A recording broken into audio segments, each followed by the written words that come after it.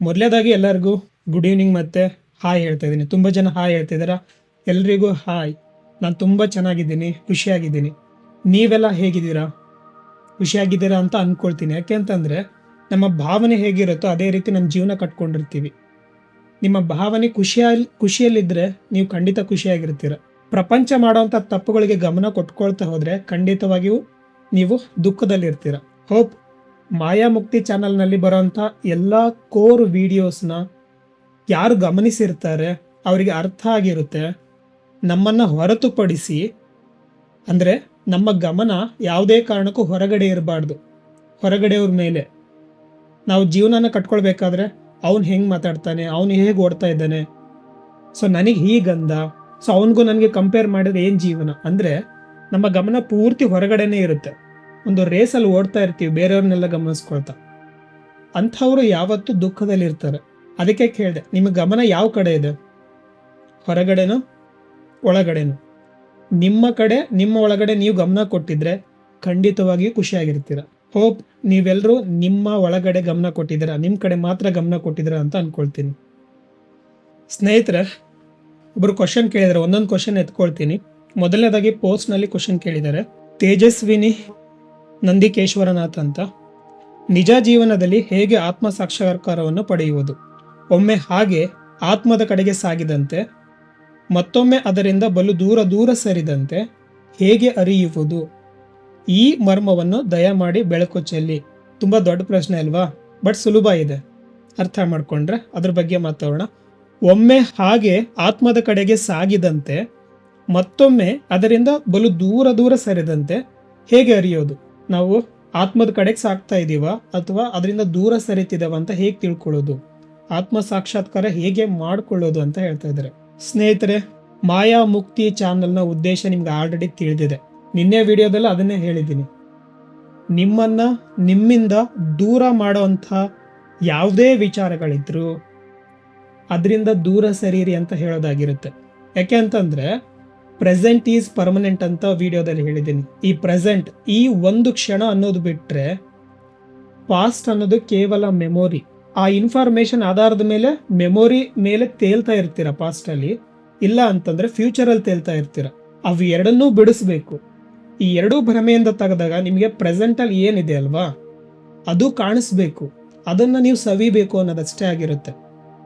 ಇವೇನು ಧ್ಯಾನ ಯಾಕೆ ಮಾಡ್ತಾರಂತ ನೀವು ಯಾರನ್ನಾದ್ರೂ ಕೇಳಿದರೆ ಇದೇ ಉತ್ತರ ಇರುತ್ತೆ, ನಿಮ್ಮನ್ನು ಪ್ರೆಸೆಂಟ್ಗೆ ತರೋದಾಗಿರುತ್ತೆ. ವಾಸ್ತವಿಕತೆ ಏನಿದೆ ಇದನ್ನು ಇದ್ದ ಹಾಗೆ ನೋಡೋ ಅಂಥದ್ದು. ಸರಿ, ಈ ಆತ್ಮ ಸಾಕ್ಷಾತ್ಕಾರದ ಬಗ್ಗೆನೇ ಅದಕ್ಕೆ ದಾರಿ ತೋರಿಸೋ ಅಂಥ ನಿಲುವಿನಲ್ಲಿ ಈ ಸರಳವಾಗಿ ಎಷ್ಟು ಸಾಧ್ಯನೋ ಅಷ್ಟು ಸರಳವಾಗಿ ಹೇಳೋದಕ್ಕೆ ಟ್ರೈ ಮಾಡ್ತಾ ಇದ್ದೀನಿ. ಮೊದಲನೇ ವಿಡಿಯೋದಿಂದ ಎಪಿಸೋಡ್ 1 ಅಂತ ಹಾಕ್ಬಿಟ್ಟು ನಂಬರ್ ಹಾಕೊಂತ ಬಂದಿದ್ದೀನಿ. ಅದರೆಲ್ಲ ಹಾಕಿರೋ ಉದ್ದೇಶ ಅವೆಲ್ಲ ಕೋರ್ ಟೀಚಿಂಗ್ಸ್.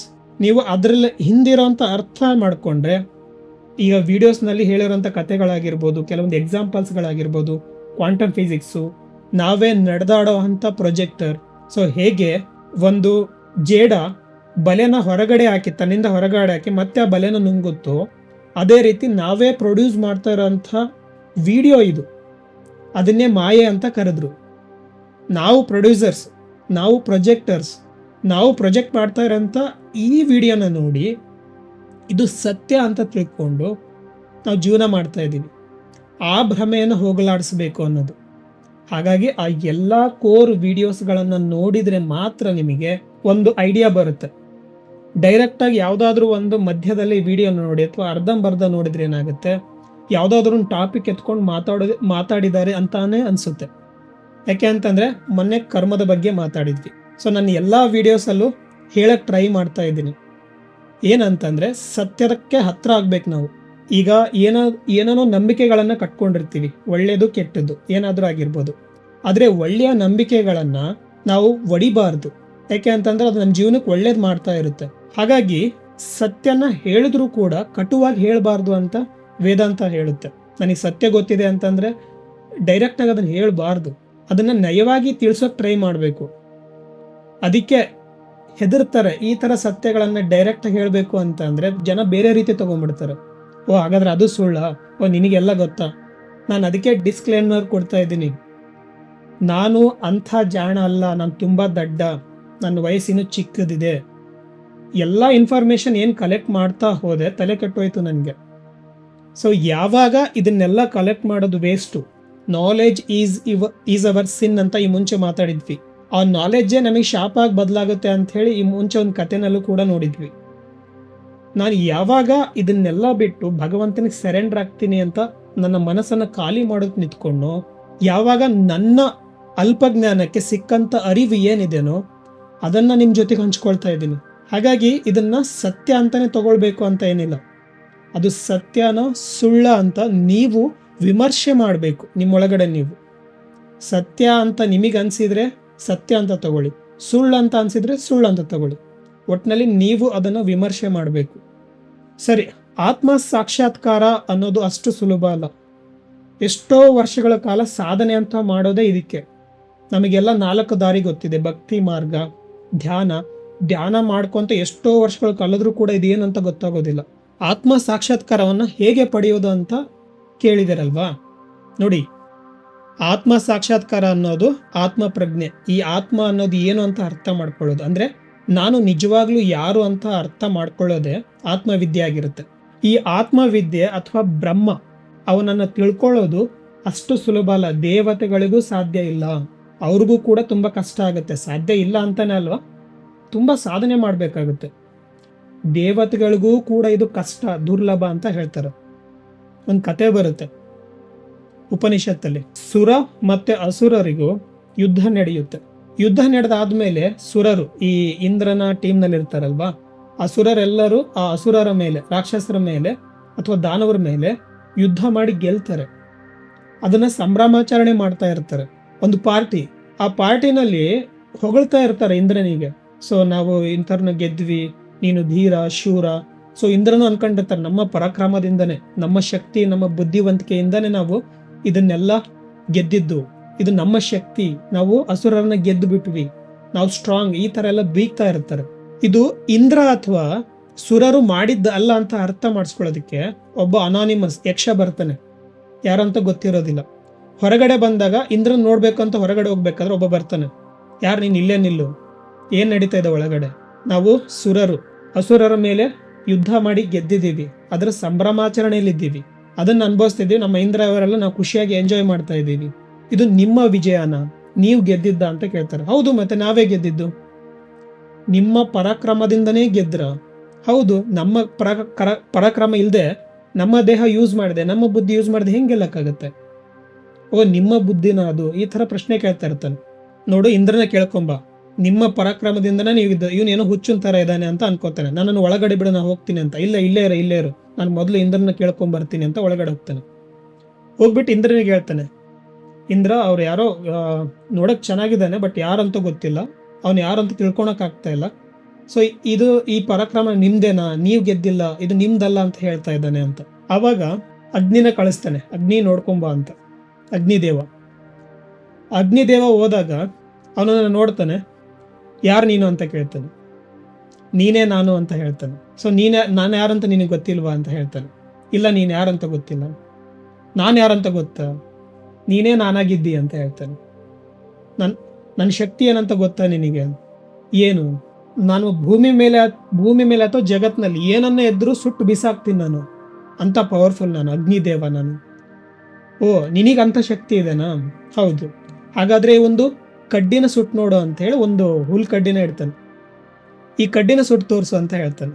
ಅಗ್ನಿ ಅದನ್ನು ಸುಡಕ್ಕೆ ಟ್ರೈ ಮಾಡ್ತಾನೆ ತನ್ನ ಶಕ್ತಿಯಿಂದ. ಸ್ವಲ್ಪ ಅನ್ನೋದಕ್ಕೆ ಏನು ಹತ್ಕೊಳ್ಳೋದಿಲ್ಲ, ಬೆಂಕಿನೇ ಹತ್ಕೊಳ್ಳೋದಿಲ್ಲ. ಅವನಿಗೆ ಆಶ್ಚರ್ಯ ಆಗುತ್ತೆ, ಎಷ್ಟು ಟ್ರೈ ಮಾಡಿದ್ರು ಅದಕ್ಕೊಂದು ಬೆಂಕಿ ತಗಲಿಲ್ಲಲ್ಲ ಅಂಥೇಳಿ ಮತ್ತೆ ವಾಪಸ್ ಹೋಗ್ತಾನೆ. ಸ್ವಾಮಿ, ಅವನು ಯಾರಂತ ಗೊತ್ತಾಗ್ಲಿಲ್ಲ, ತಿಳ್ಕೊಳಕ್ಕಾಗಲಿಲ್ಲ ನನಗೆ. ಸರಿ, ವಾಯುದೇವನ್ನ ಕಳ್ಸೋಣ, ವಾಯು ನೋಡ್ಕೊಂಡ್ ಬಾ, ಅವನು ಯಾರು ಅಂತ ತಿಳ್ಕೊಂಬಾ. ಸೊ ವಾಯು ಹೋಗ್ತಾನೆ. ನೀನು ಯಾರು?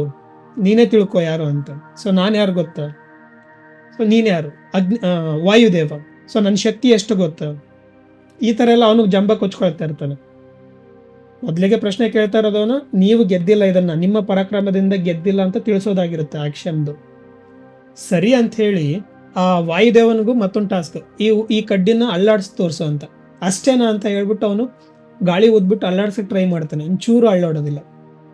ಈ ರೀತಿ ಒಬ್ಬರಾದ್ಮೇಲೆ ಒಬ್ರು ತಮ್ಮ ಪರಾಕ್ರಮನ ತೋರ್ಸೋಕೆ ಬರ್ತಾರೆ. ಸೊ ಯಾಕೆ ಇದನ್ನ ಹೇಳಿದೆ ಅಂತ ಅಂದ್ರೆ, ಯಕ್ಷ ಅನ್ನೋನು ಯಾರು ಅಲ್ಲ, ಅಲ್ಲಿ ಒಂದು ಉದಾಹರಣೆ ತಗೊಂಡಿದ್ದಾರೆ, ಬ್ರಹ್ಮ ಅಂತ. ಈಗ ನಾನು ಕೈ ಆಡಿಸ್ತಾ ಇದ್ದೀನಿ, ನಿಮ್ ಮುಂದೆ ಮಾತಾಡ್ತಾ ಇದ್ದೀನಿ ಅಂತಂದ್ರೆ ಇದು ನಾನು ಪಡ್ಕೊಂಡು ಬಂದಂತಹ ಶಕ್ತಿ ಅಲ್ಲ, ನನಗೆ ಕೊಟ್ಟಿರುವಂತಹ ಶಕ್ತಿ. ನನ್ನ ಬಾಡಿನ ನಾನು ಡಿಸೈನ್ ಮಾಡ್ಕೊಂಡು ಬಂದಿಲ್ಲ. ದೇರ್ ಈಸ್ ನೋ ಡೂಯರ್ ಅಂತ ಹೇಳ್ತಾರೆ, ಮಾಡುವವನಂತ ಯಾರು ಇರೋದಿಲ್ಲ. ಈ ಇನ್ಸ್ಟ್ರೂಮೆಂಟ್ನ ಯೂಸ್ ಮಾಡಿಕೊಂಡು ಒಳಗಡೆ ಇರುವಂತಹ ಭಗವತ್ ಶಕ್ತಿ, ಆ ಶಕ್ತಿ ಇದನ್ನ ಈ ಬಾಡಿನ ಯೂಸ್ ಮಾಡ್ಕೊಂಡು ಇನ್ಸ್ಟ್ರೂಮೆಂಟ್ ರೀತಿ ಇದನ್ನೆಲ್ಲ ಮಾಡಿಸ್ತಾ ಇದೆ. ಸೊ ಹಾಗಾಗಿ ನಾನು ಮಾಡಿದೆ ಅನ್ನೋ ಭ್ರಮೆನಲ್ಲಿ ಇರ್ತಾರೆ ಸುರರು. ಸೊ ಅದಕ್ಕೆ ಈ ಕತೆ ಮುಖಾಂತರ ಏನು ಹೇಳ್ತಾರೆ ಅಂತಂದ್ರೆ, ದೇವತೆಗಳಿಗೂ ಈ ಬ್ರಹ್ಮಜ್ಞಾನ ಅನ್ನೋದು ದುರ್ಲಭ, ಕಷ್ಟ ಅಂತ ಹೇಳ್ತಾರೆ. ಸೊ ಹಾಗಾಗಿ ನಾವು ಈ ಆಸೆಗಳ ಬೆನ್ನತ್ತು ಹೊಂಟವರು, ಜೀವನದಲ್ಲಿ ಭಯ ಪಡ್ತಾ ಇರೋರು, ಜೀವನ ಒಂದು ದೊಡ್ಡ ಯುದ್ಧ ಅನ್ಕೊಂಡು ಸ್ವಾರ್ಥದಿಂದ ಬದುಕೋ ಅಂಥವರಿಗೆ ಸಡನ್ ಆಗಿ ಆತ್ಮಜ್ಞಾನದ ಬಗ್ಗೆ ಹೇಳಿದ್ರೆ ಅರ್ಥ ಆಗೋದಿಲ್ಲ. ಜೊತೆಗೆ ಆತ್ಮಜ್ಞಾನ ಅನ್ನೋದು ಈಗ ಹೆಂಗೆ ಅಂತಂದ್ರೆ ನಮಗೆಲ್ಲ ಕೊಂಡ್ಕೊಂಡು ರೂಢಿ ಆಗ್ಬಿಟ್ಟಿದೆ. ಸೊ ಆತ್ಮಜ್ಞಾನ ಅನ್ನೋದು ಸಿಗುತ್ತಾ, ನಾನು ಎಷ್ಟು ಚಾರ್ಜ್ ಕೊಡೋಕ್ಕೂ ರೆಡಿ ಇದ್ದೀನಿ ಅನ್ನೋ ಜನಗಳಿದ್ದಾರೆ. ಆತ್ಮಜ್ಞಾನ ಅನ್ನೋದು ಅಷ್ಟು ಸುಲಭವಾಗಿ ಸಿಗೋದಿಲ್ಲ. 10 ಲಕ್ಷದಲ್ಲಿ ಒಬ್ರಿಗೆ ಸಿಗೋದು ಕಷ್ಟ. ಅದು ಭಗವಂತನೇ ಆರಿಸ್ತಾನೆ ಅನ್ನೋ ನಂಬಿಕೆ ಇದೆ. ಸೊ ಅದಕ್ಕೆ ನಾವೆಲ್ಲ ಬಡ್ಕೊಂತೀವಿ. ಇಲ್ಲಿ ಎಷ್ಟೋ ಸಾಧಕರು ಅಥವಾ ಎಷ್ಟೋ ಜನ ಈ ವೇದಾಂತ ಉಪನಿಷತ್ತುಗಳನ್ನು ಒತ್ತಿ ಸಾರಿ ಹೇಳ್ತಿದ್ದಾರೆ, ದಿಸ್ ಈಸ್ ನಾಟ್ ರಿಯಲ್, ಇದು ಒಂದು ಇಲ್ಯೂಷನ್, ಇದೆಲ್ಲ ಕಲ್ಪನಾ ಜಾತ್ರೆಯಲ್ಲಿ ನಡೀತಾ ಇರೋವಂಥದ್ದು. ಲಿಟ್ರಲಿ ಒಂದು ವಿಡಿಯೋ. ಆಗಿನ ಕಾಲದಲ್ಲಿ ವಿಡಿಯೋ ಅಂತ ಹೇಳಕ್ ಬರ್ತಾ ಇರಲಿಲ್ಲ, ಯಾಕಂದ್ರೆ ವಿಡಿಯೋ ಇಂಟರ್ನೆಟ್ಟಲ್ಲಿ ಈಗ ಬಂದಿದ್ದಲ್ವಾ. 10,000 ವರ್ಷದಿಂದ ಇದೊಂದು ವಿಡಿಯೋ ಅಂತ ಹೇಳೋ ಬದಲು ಸೊ ಅದನ್ನು ಮಿಥ್ಯೆ ಅಥವಾ ಮಾಯೆ ಅಂತ ಹೇಳಿದ್ರು.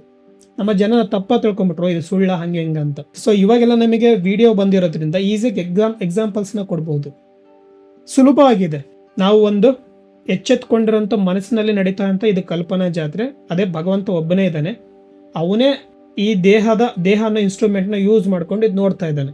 ಇದು ಕಲ್ಪನಾ ಜಾತ್ರೆ, ನಾವೇ ಕ್ರಿಯೇಟ್ ಮಾಡ್ತಾ ಇರೋದು ಅಂತಂದ್ರೆ ಕಂಗಾಲಾಗ್ಬಿಡ್ತೀವಿ, ಇಲ್ಲ ಹುಚ್ಚ ಅಂದ್ಬಿಡ್ತೀವಿ ನಾವನ್ನು ಈ ರೀತಿ ಮಾತಾಡೋಣ. ಸೊ ಹಂಗಾಗಿ ಇದನ್ನ ನಮಗೆ ಮನದಟ್ಟ ಮಾಡೋದಕ್ಕೆ ಅರಿವು ಅನ್ನೋದು ಮುಖ್ಯ. ಅರಿವು ಅನ್ನೋದು ನಮ್ಮ ಒಳಗಡೆಯಿಂದ ಬರಬೇಕು. ಆ ಅರಿವು ಮೂಡಿಸೋದಕ್ಕೆ ಸಹಾಯ ಆಗುವಂಥದ್ದು ಈ ಜ್ಞಾನ ಯೋಗ, ಅಥವಾ ನಿಮಗೆ ತುಂಬ್ತೀವಲ್ಲ ಇನ್ಫಾರ್ಮೇಶನ್ಸ್ ಎಲ್ಲ ಇದು, ಅಥವಾ ಧ್ಯಾನ ಮಾಡೋ ಮುಖಾಂತರ ನಿಮ್ಮ ಎಲ್ಲ ಗೊಂದಲಗಳನ್ನು ದೂರ ಮಾಡಿ ನಿಧಾನಕ್ಕೆ ನಿಮ್ಮ ಒಳಗಡೆ ನಿಮ್ಮನ್ನ ಗಮನ ತಗೊಂಡ್ಬರ್ತಾರೆ. ಈ ರೀತಿ ಆತ್ಮ ಸಾಕ್ಷಾತ್ಕಾರ ಅನ್ನೋದು ಮುಂದೆ ಮಾತಾಡ್ತಾ ಹೋಗೋಣ, ತುಂಬಾ ದೊಡ್ಡ ಪ್ರಶ್ನೆ ಇದೆ. ಸೊ ಅವರೇ ಕೇಳಿದರೆ ತೇಜಸ್ವಿನಿ ಅವರು, ಜೀವನದ ಸವಾಲುಗಳನ್ನು ಹೇಗಾದರೂ ನಿಭಾಯಿಸಬಹುದು, ಆದರೆ ನಿಜ ದಾರಿಯಲ್ಲಿ ಅಂದ್ರೆ ಆತ್ಮ ಸಾಕ್ಷಾತ್ಕಾರ ಕಡೆ ಹೋಗುತ್ತಿದ್ದೀನಿ ಎಂದು ಹೇಗೆ ಅರಿಯುವುದು, ಅದನ್ನ ಮಾತಾಡ್ತೀನಿ ಮುಂದೆ. ತೀವ್ರ ಅನಾರೋಗ್ಯದ ಪರಿಸ್ಥಿತಿಯಲ್ಲಿ ಸುಖ ಸಾವನ್ನ ಪಡೆಯಬಹುದೇ ಅಂತ ಕಾಂತರಾಜ್ ಅವರು ಕೇಳಿದ್ದಾರೆ. ಓಕೆ, ಸುಖದ ಹುಡುಕಾಟ. ಸೊ ಪ್ರತಿಯೊಂದಕ್ಕೂ ಒಂದು ಕತೆ ಬರುತ್ತೆ ಉಪನಿಷತ್ತಲ್ಲಿ, ಚೆನ್ನಾಗಿದ್ದಾವೆ. ಚೇತನ್ ಹ್ಯಾಪಿ, ಎಲ್ಲವೂ ಮಾಯ ಅಂದ ಮೇಲೆ ಕರ್ಮ ಯಾಕೆ ಬೇಕು, ಮಾಯೆಯನ್ನು ಮೀರಿದ್ದು ಯಾವುದು ಸರ್ ಅಂತ ಹೂವಪ್ಪ ಎಗ್ರಿ ಕೇಳಿದ್ದಾರೆ. ಸುಧಾಕರ್, ನಾವು ನಡೆದಾಡೋ ಪ್ರೊಜೆಕ್ಟರ್ ಅನ್ನುವುದು ಸತ್ಯ, ನಾವು ಸದಾ ಭ್ರಮೆಯಲ್ಲಿ ಇರುವುದು 100% ಸತ್ಯ. ಈ ಪ್ರೊಜೆಕ್ಟರ್ ಅನ್ನು ಭ್ರಮೆಯಿಂದ ಆತ್ಮ ಸಾಕ್ಷಾತ್ಕಾರ ತರುವ ಸುಲಭ ಮಾರ್ಗ ತಿಳಿಸಿ. ಆತ್ಮ ಸಾಕ್ಷಾತ್ಕಾರಕ್ಕೆ ಸುಲಭ ಮಾರ್ಗ.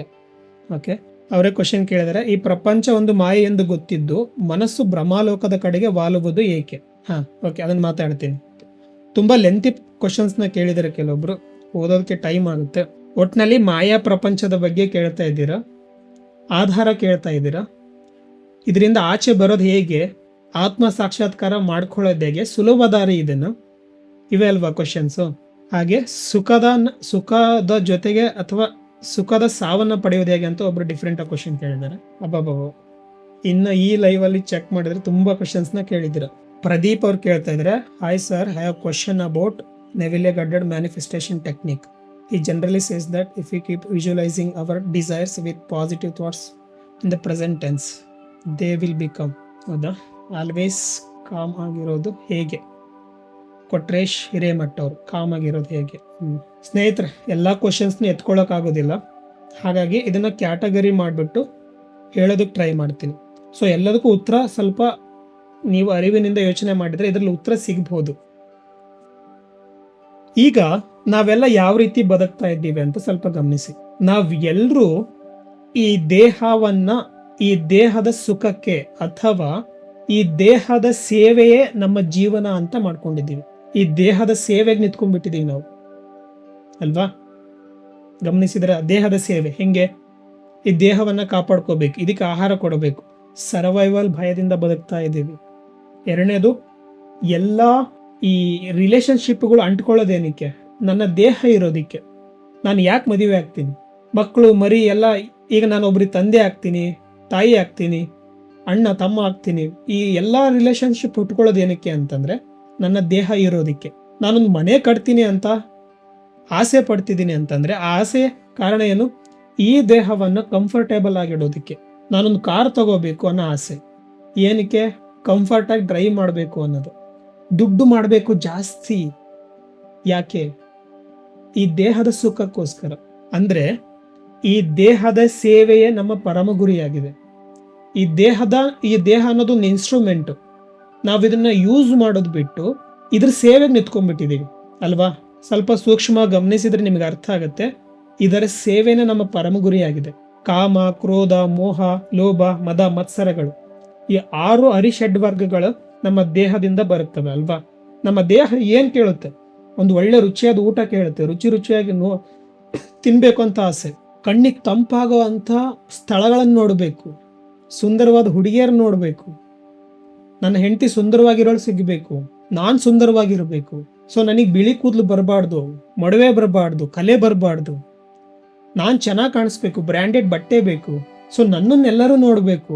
ಸೊ ಇದೆಲ್ಲ ಯಾಕೆ ಬರ್ತಾ ಇದೆ, ಯಾಕೆ ಅಂತಂದ್ರೆ ನಾವು ಈ ದೇಹದ ಸೇವೆಗೆ ನಿಂತ್ಕೊಂಡಿದ್ದೀವಿ ಅಲ್ವಾ. ಹಾಗಾಗಿ ಈ ದೇಹ ಏನೇನು ಕೇಳುತ್ತೋ ಅದನ್ನ ಕೊಡ್ಲಿಲ್ಲ ಅಂತಂದ್ರೆ ನಮಗೆ ಸ್ಟ್ರೆಸ್ ಆಗುತ್ತೆ, ನಮಗೆ ದುಃಖ ಆಗುತ್ತೆ. ಆ ಸ್ಟ್ರೆಸ್ ಅಲ್ಲಿ ಸಿಕ್ಕಾಕೊಂಡು, ಸರ್ ನಾನು ಅನ್ಕೊಂಡಿದ್ದಾಗ್ತಾ ಇಲ್ಲ, ನಮ್ಮ ಜೀವನ ನಾವು ಅನ್ಕೊಂಡಂಗೆ ಇಲ್ಲ, ನಾವು ತುಂಬಾ ಕಷ್ಟಪಡ್ತಾ ಇದೀವಿ, ನನಗೆ ಆರೋಗ್ಯ ಇಲ್ಲ, ನನ್ನ ಹೆಂಡತಿ ಸರಿ ಇಲ್ಲ, ಗಂಡ ಸರಿ ಇಲ್ಲ, ನನ್ನ ಜೀವನ ಸರಿ ಇಲ್ಲ, ಸ್ಯಾಲ್ರಿ ಕಡಿಮೆ ಇದೆ, ಏನೇನೆಲ್ಲ ಪ್ರಾಬ್ಲಮ್ಸ್ನ ಹೇಳ್ತೀರಾ ನೀವು, ಅದೆಲ್ಲದು ನಿಮ್ಮ ದೇಹದ ಸೇವೆಗೆ ನಿಂತ್ಕೊಂಡಿರೋ ಅಂಥದ್ದು.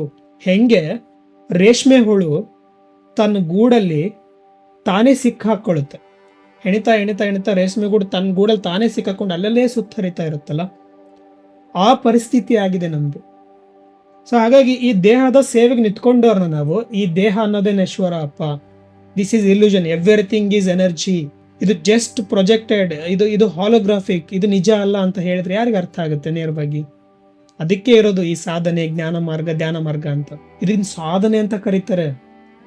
ಈಗ ಇದೊಂದು ಪ್ರಪಂಚದಲ್ಲಿ ನಿಮ್ಮನ್ನ ಡೈರೆಕ್ಟ್ ಆಗಿ ಒಂದು ಬಾಡಿ ಕೊಟ್ಟು ತಳ್ಳಿಬಿಟ್ರೆ ಏನಾಗುತ್ತೆ, ಸಡನ್ ನೀವು ಬಂದ್ಬಿಟ್ರೆ, ಕಣ್ ತೆಗೆದು ನೋಡ್ಬಿಟ್ರೆ ಏನೇನೋ ಕಲರ್ಫುಲ್ ಆಗಿ ಕಾಣ್ತಾ ಇದೆ.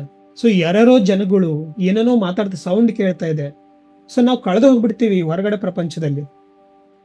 ಇನ್ನೂ ಕಲರ್ಫುಲ್ ಆಗಿ ಕಾಣ್ತಾ, ಹೂವು ವಾಸನೆ ಚೆನ್ನಾಗಿದೆ, ಇನ್ನೇನೋ ತಿನ್ನೋಕೊಟ್ರು ರುಚಿಯಾಗಿ ಚೆನ್ನಾಗಿದೆ, ಅಲ್ಲೊಂದು ಏನೋ ಇದೆ ಅದು ನನಗೆ ಬೇಕು, ಆಟ ಸಾಮಾನು ನನಗೆ ಬೇಕು, ಯಾವುದೋ ಒಂದು ಹಿಂದ್ ಹುಡುಗ ಕಿತ್ಕೊಳ್ಳೋದ್ರೆ ನಾನು ಕಿತ್ಕೋಬೇಕು.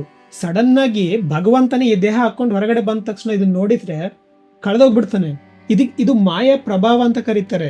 ಈ ಇಲ್ಯೂಷನ್ ನೀವೇ ಕ್ರಿಯೇಟ್ ಮಾಡ್ತಾ ಇರೋಂಥದ್ದು, ನಿಮ್ಮಿಂದನೇ ಬರ್ತಾ ಇರೋಂಥ ಈ ಪ್ರಪಂಚನ ನೋಡಿ ನಾನು ಎಲ್ಲಿಂದ ಬಂದೆ ಅನ್ನೋದು ನಾನೇ ಮರಿತೀನಿ. ನಾನು ಸ್ವತಃ ಭಗವಂತ ಆಗಿದ್ರು ಕೂಡ ಈ ಮಾಯಾ ಪ್ರಭಾವದಿಂದ ನಾನು ನನ್ನನ್ನೇ ಮರೆತು ಇದೆಲ್ಲ ಏನು, ಅದು ನನಗೆ ಬೇಕು, ಅದು ಬೇಕು ಅಂತ ಕಲೆಕ್ಟ್ ಮಾಡೋ ಭರದಲ್ಲಿ ಮುಳುಗೋಗ್ಬಿಡ್ತೀನಿ, ಇನ್ನು ಡೀಪ್ ಹೋಗ್ತೀನಿ ಇದರಲ್ಲಿ.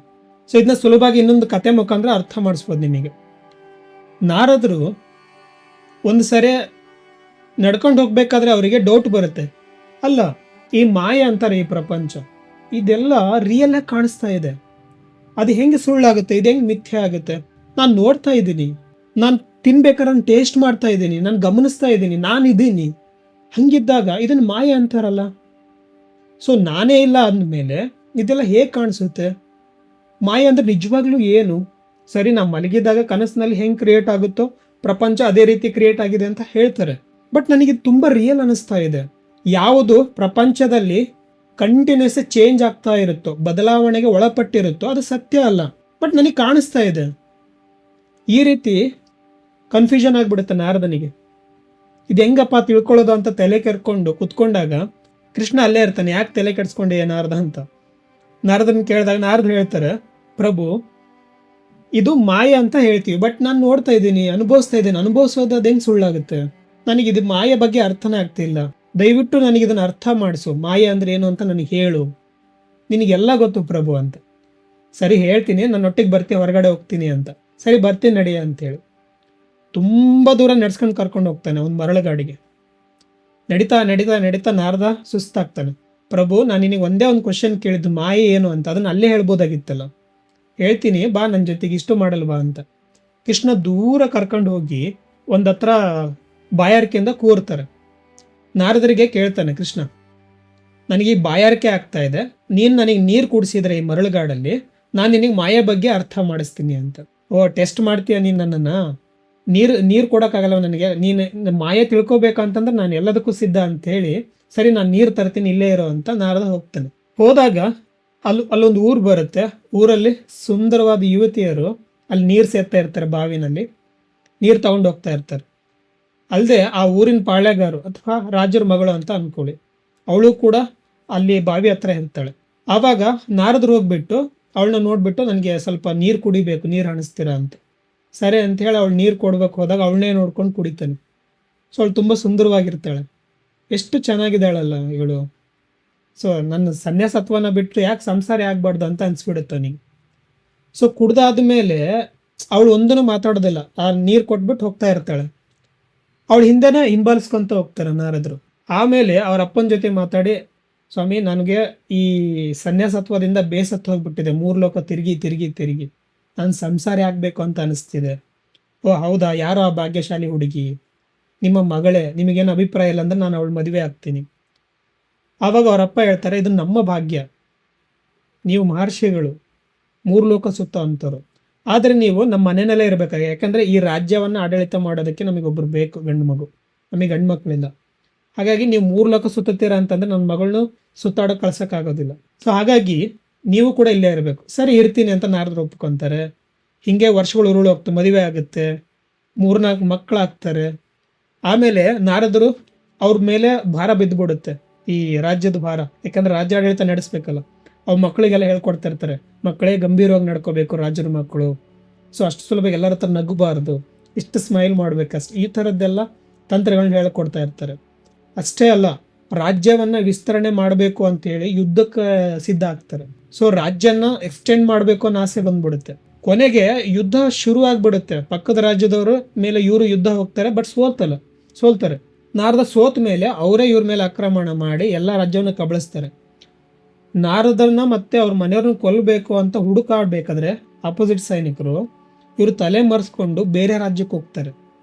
ಅಲ್ಲಿ ಕುತ್ಕೊಂಡಾಗ ಇವ್ರಿಗೆ ಊಟಕ್ಕೆ ಗತಿ ಇಲ್ಲ, ಮಕ್ಕಳೆಲ್ಲ ಹಸಿವು ಅಂತ ಇದೆ. ನಾರದ್ರು ಅಳ್ತಾ ಇದ್ದಾರೆ, ಇದು ಎಂಥ ಪರಿಸ್ಥಿತಿಯಪ್ಪ ನನಗೆ ತಂದ್ಬಿಟ್ಟೆ, ನನಗೆ ಸಾವಾದ್ರೂ ಬರಬಾರ್ದ, ಇಂಥ ಘೋರ ನೋಡ್ಬೇಕು, ನನ್ನನ್ನೇ ನಂಬ್ಕೊಂಡಿರೋಂಥ ಹೆಂಡತಿ ಮಕ್ಕಳು ನಾನು ಹೆಂಗೆ ನೋಡ್ಕೊಳ್ಳಿ ಅಂತ ಅಳ್ತಿರ್ತಾರೆ. ಆವಾಗ ಹೆಂಡತಿ ಅಂತಾರೆ, ಇಲ್ಲ ನೀವು ಹಂಗೆ ಮಾತಾಡ್ಬೇಡ್ರಿ, ನೀವೇ ಧೈರ್ಯ ಕೆಟ್ಟರೆ ಹೆಂಗೆ, ಮಕ್ಕಳೇ ಭಯ ಪಡಬೇಡಿ ಅಂತ ನಾರದ್ರು ಹೇಳಿ, ಪಕ್ಕದ ಊರಲ್ಲಿ ಭಿಕ್ಷೆ ಬೇಡಿ ಆದ್ರೆ ನಿಮಗೆ ಹೊಟ್ಟೆ ತುಂಬಿಸ್ತೀನಿ ಬರ್ರಿ ಅಂತ. ಅಲ್ಲಿ ಮಧ್ಯೆ ನದಿ ಅಡ್ಡ ಇರುತ್ತೆ. ಆ ನದಿನ ದಾಟಬೇಕು ಅಂತಂದರೆ ನಾರದರಿಗೆ ಹುಟ್ಟಾಕಕ್ಕೆ ಬರೋದಿಲ್ಲ, ಆದರೂ ಕೂಡ ಏನಾದ್ರು ಹೋಗಲೇಬೇಕಲ್ಲಿ ಪ್ರಾಣ ಉಳಿಬೇಕು ಅಂದರೆ. ಮಕ್ಕಳನ್ನೆಲ್ಲ ಹೆಂಡ್ತಿನ ಕೂರಿಸ್ಕೊಂಡು ದೋಣಿ ನಡ್ಸೋಕ್ಕೆ ಶುರು ಮಾಡ್ತಾರೆ. ಮಧ್ಯಾಹ್ನಲ್ಲಿ ದೋಣಿ ನಡ್ಸೋಕ್ಕೆ ಬರದೇ ಇರೋ ಕಾರಣ ಎಲ್ಲರೂ ಮುಳುಗ್ತಾರೆ.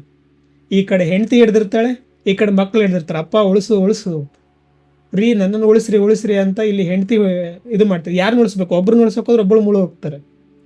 ಕೊನೆಗೆ ಹೆಂಗೋ ಕಷ್ಟಪಟ್ಟು ನಾರದ್ರೊಬ್ಬರೇ ಉಳ್ಕೊಂಡು ಅಲ್ಲಿ ದಡದಲ್ಲಿ ಕುತ್ಕೊಂಡು ಅಳ್ಬೇಕಾದ್ರೆ, ಜೋರ ಬಿಕ್ಕಿ ಅವ್ರ ಮುಖ ಸತ್ತ ಹೆಣಗಳು ನೋಡ್ಬಿಟ್ಟು ಅಳ್ಬೇಕಾದ್ರೆ ಕೃಷ್ಣ ಹಿಂಗೆ ಮುಟ್ತಾರೆ. ಅವ್ರನ್ನ ಸಡನ್ನಾಗಿ ನೋಡಿದರೆ ಕೃಷ್ಣನ ಜೊತೆಗೆ ಕುತ್ಕೊಂಡಿರ್ತಾನೆ ನಾನು ಮರಳುಗಾಡಲ್ಲಿ. ಪ್ರಭು ಏನಿದು, ಅಲ್ಲಪ್ಪ 1 ಗಂಟೆ ಮುಂಚೆ ನೀರು ತರ್ತೀನಿ ಅಂತ ಹೋದೆ, ಎಲ್ಲಿ ಹೋಗಿದ್ದೆ? ನಾನು ನೀರು ತರಕಂತ ಹೋಗಿದ್ದು ನಿಜ, ಆದರೂ ಇಷ್ಟೊಂದೆಲ್ಲ ನಡೀತಾ 1 ಗಂಟೆನಲ್ಲಿ, ಏನು ಪ್ರಭು ಇದು ಅಂತ. ಇದೇ ಕಣಪ್ಪ ಮಾಯೆ. ಸೊ ಮಾಯೆಯನ್ನು ಹೇಳಿ ಅರ್ಥ ಮಾಡ್ಸೋಕ್ಕಾಗಲ್ಲ ನಿಮಗೆ. ಸೊ ನಾರದ ಹೇಗೆ ಇದನ್ನು ರಿಯಲ್ ಅಂದ್ಕೊಂಡು ಯಾಕೆಂದರೆ ನಮ್ಮ ದೇಹ ಅನ್ನೋದು ಒಂದು ಕೆಮಿಕಲ್ ಫ್ಯಾಕ್ಟ್ರಿ. ಈ ಇನ್ಸ್ಟ್ರೂಮೆಂಟ್ ಕೇವಲ ಭಾವನೆಗಳನ್ನು ಪ್ರೋಸೆಸ್ ಮಾಡೋಕ್ಕಿರೋ ಅಂಥದ್ದು. ಎಕ್ಸಾಂಪಲ್ ಹೇಳ್ತೀನಿ, ಭಾವನೆಗಳನ್ನು ಈ ಕೆಮಿಕಲ್ ಮುಖಾಂತರ ನಿಮಗೆ ಅದನ್ನು ಅನುಭವ ಮಾಡಿಸ್ಬೇಕು. ಈ ಕಣ್ಣು ಮುಂದೆ ಕಾಣ್ತಾ ಇರೋ ಚಿತ್ರಗಳಿಂದ ನಿಮಗೆ ಖುಷಿ ಅಥವಾ ನಿಮಗೆ ಲೈಕ್ ಆಗೋವಂಥ ಸೀನ್ಗಳನ್ನು ನೋಡಿದ್ರೆ ನೀವು ಖುಷಿ ಆಗ್ತೀರ. ಖುಷಿ ಭಾವ ಎಲ್ಲಿಂದ ಬಂತು? ನಿಮ್ಮ ದೇಹದಿಂದ ಹಾರ್ಮೋನ್ಸ್ ರಿಲೀಸ್ ಆಗುತ್ತೆ, ಹ್ಯಾಪಿ ಹಾರ್ಮೋನ್ಸ್ ಫ್ಯಾಕ್ಟ್ರಿ ಇದು. ಈ ಇನ್ಸ್ಟ್ರೂಮೆಂಟ್ನ ಯೂಸ್ ಮಾಡ್ಕೋಬೇಕು ನಾವು. ಬಟ್ ಏನಾಗಿದೆ ಅಂತಂದರೆ ನಾರದ ಹೇಗೆ ತಪ್ಪು ಮಾಡಿದ್ರಲ್ಲ, ಆ ಮಾಯ ಒಳಗಡೆ ಹೋಗ್ಬಿಟ್ಟು ಇದು ರಿಯಲ್ ಅಂತ ಹೋಗ್ಬಿಟ್ಟು ಸೊ ಅದರಲ್ಲಿ ಮುಳುಗ್ಬಿಡ್ತಾರೆ. ಇದೇ ಸತ್ಯ, ಈ ಜೀವನನೇ ಸತ್ಯ ಅಂತ ಅಂದ್ಕೊಂಡು ಆ ಮುಳುಗಿದಾಗ ಏನಾಗುತ್ತೆ, ಭಾವನೆಗಳಲ್ಲಿ ಒದ್ದಾಡ್ತಾರೆ. ಹೇಗೆ ರೇಷ್ಮೆ ಹುಳು ತನ್ನ ಗೂಡಲ್ಲಿ ತಾನೇ ಸಿಕ್ಕಾಕೊಂಡು ಒದ್ದಾಡುತ್ತೋ ಹಾಗೆ. ಸೊ ಇದರಿಂದ ಆಚೆ ಬರಬೇಕು, ನಮಗೆ ಮೋಕ್ಷ ಬರಬೇಕು ಅಂತ ಇತ್ತೀಚೆಗೆಲ್ಲ ತುಂಬ ಜನ ಕೇಳ್ತಾ ಇದ್ದೀರ. ಇದಕ್ಕೆ ಜ್ಞಾನ ಒಂದೇ ಮಾರ್ಗ, ಇದು ಏನು ಅಂತ ನೀವು ಅರ್ಥ ಮಾಡ್ಕೊಳ್ಳೋವರೆಗೂ, ಈಗ ನಾನು ಹೇಳೋದು ನಿಮ್ಗೆ ಅರ್ಥ ಆಗುತ್ತೆ, ಬಟ್ ಅರಿವಿಗೆ ಬರಬೇಕು. ಅರಿವೇ ಗುರು ಅಂತ ಹೇಳ್ತಾರೆ. ಆ ಅರಿವು ಬರೋವರೆಗೂ ನಿಮ್ಮ ಓಟ ಇರುತ್ತೆ, ಸಾಧನೆ ಇರುತ್ತೆ. ಯಾವತ್ತೋ ಒಂದಿನ ಟಕ್ಕನಂಗೆ ಲೈಟ್ ಬಲ್ಪ್ ಆನ್ ಆಗುತ್ತಲ್ವಾ, ಹಂಗೆ ನಿಮ್ಮೊಳಗಡೆ ಅರಿವು ಮೂಡುತ್ತೆ, ಓ ಇಷ್ಟೇನೇ ಇದು ಅಂತ.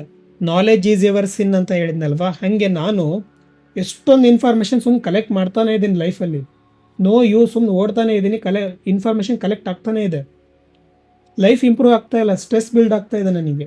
ಯಾವಾಗ ನಾನು ಇದೆಲ್ಲ ಬಿಟ್ಟು ಓಕೆ ಎಲ್ಲ ತಿಳ್ಕೊಂಡಿದ್ದಾಯಿತು, ಅದು ಹೆಲ್ಪ್ ಮಾಡುತ್ತೆ ಆ ಇನ್ಫಾರ್ಮೇಷನ್ಸು, ಬಟ್ ಯಾವಾಗ ಇನ್ಮೇಲೆ ತಿಳ್ಕೊಳ್ಳೋದು ಬೇಡ, ಖಾಲಿ ಆಗೋಣ ನನ್ನ ಮನಸ್ಸಿನಿಂದ ಅಂತ ಬಿಟ್ನೋ, ಭಗವಂತನಿಗೆ ಈ ದೇಹವನ್ನು ಸರೆಂಡರ್ ಮಾಡಿದ್ನೋ, ಅರಿವಿನ ಜ್ಯೋತಿ ನಿಮ್ಮಲ್ಲೇ ಮೂಡುತ್ತೆ. ಸೊ ಆ ರೀತಿ ಆಗಬೇಕಾಗಿರೋ ಅಂಥದ್ದು. ನೀವು ಆ ಅರಿವಿನ ಜ್ಯೋತಿ ಮೂಡೋವರೆಗೂ ನಿಮ್ಮ ಓಟ ಇರುತ್ತೆ. ಸೊ ಇದನ್ನೇ ಆತ್ಮ ಸಾಕ್ಷಾತ್ಕಾರ ಅಂತ ಹೇಳೋದು, ನಿಮ್ಮನ್ನು ನೀವು ಅರಿಯೋದು.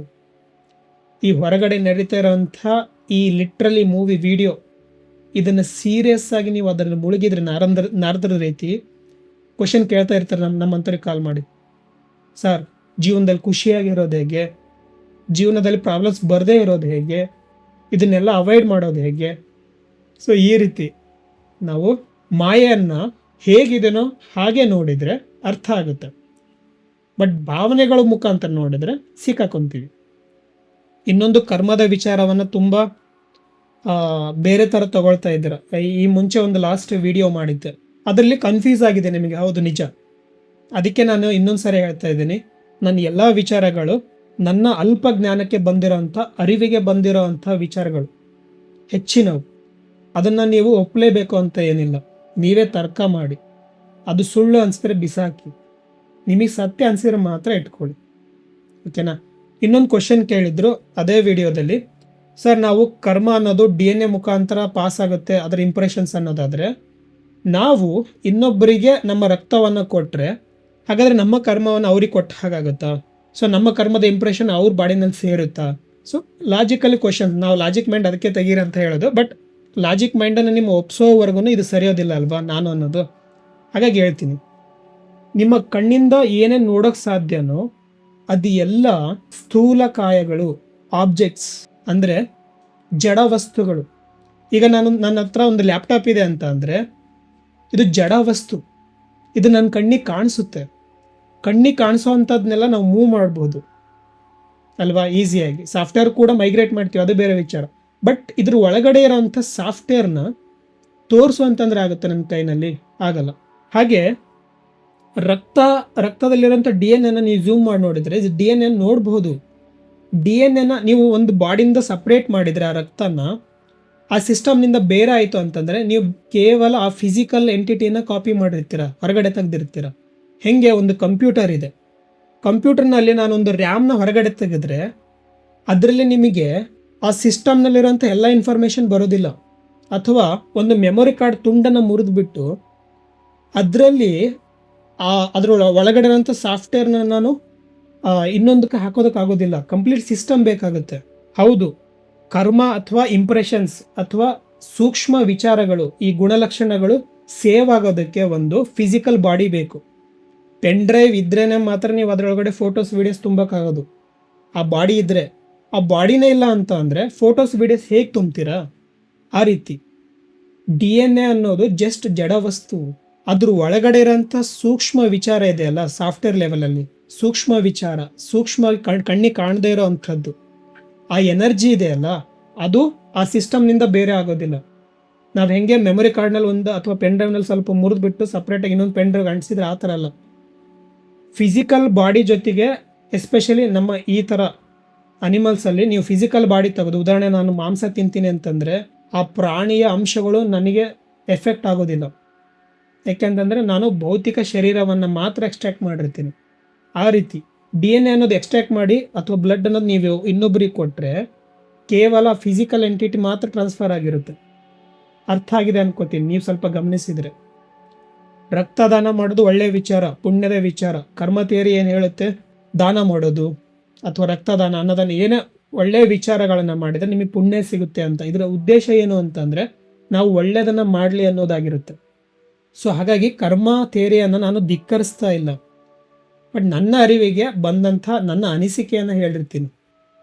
ತರ್ಕ ಮಾಡಿ ತಗೊಳ್ಳಿ. ಹಾಂ ನೋಡಿ, ಮ್ಯಾನಿಫೆಸ್ಟೇಷನ್ ಬಗ್ಗೆ ಕೇಳ್ತಾ ಇದ್ದಾರಲ್ವಾ, ಯಾರು ಪ್ರದೀಪ್ ಅವರೇ ಕೇಳಿರೋದು. ಓಕೆ ನೋಡಿ, ಈ ಚಾನಲ್ಲು ನಿಮ್ಮನ್ನು ಮಾಯೆಯಿಂದ ಹೊರಗಡೆ ತರೋ ಅಂಥದ್ದು. ನಿಮ್ಮಿಂದ ಹೊರಗಡೆ ಯಾವುದೂ ಇಲ್ಲ, ನಿಮ್ಮ ಒಳಗಡೆಯಿಂದನೇ ಚೇಂಜ್ ಆಗಬೇಕು. ನೀವೇ ಕ್ರಿಯೇಟ್ ಮಾಡ್ತಾ ಇರೋಂಥ ವರ್ಲ್ಡ್ ಅಲ್ವಾ. ಹಾಗಾಗಿ ಪರಿಹಾರ ಅನ್ನೋದು ಹೊರಗಡೆ ಇಲ್ಲ, ನಿಮ್ಮಲ್ಲೇ ಇದೆ. ಉದಾಹರಣೆಗೆ ಶಾಂತಿ ಅನ್ನೋದೆಲ್ಲಿದೆ, ದುಃಖ ಅನ್ನೋದೆಲ್ಲಿದೆ, ಜೀವನ ಎಲ್ಲಿದೆ, ಸ್ವರ್ಗ ಎಲ್ಲಿದೆ, ನರಕ ಎಲ್ಲಿದೆ, ಭಗವಂತ ಎಲ್ಲಿದ್ದಾನೆ, ದೆವ್ವ ಎಲ್ಲಿದೆ,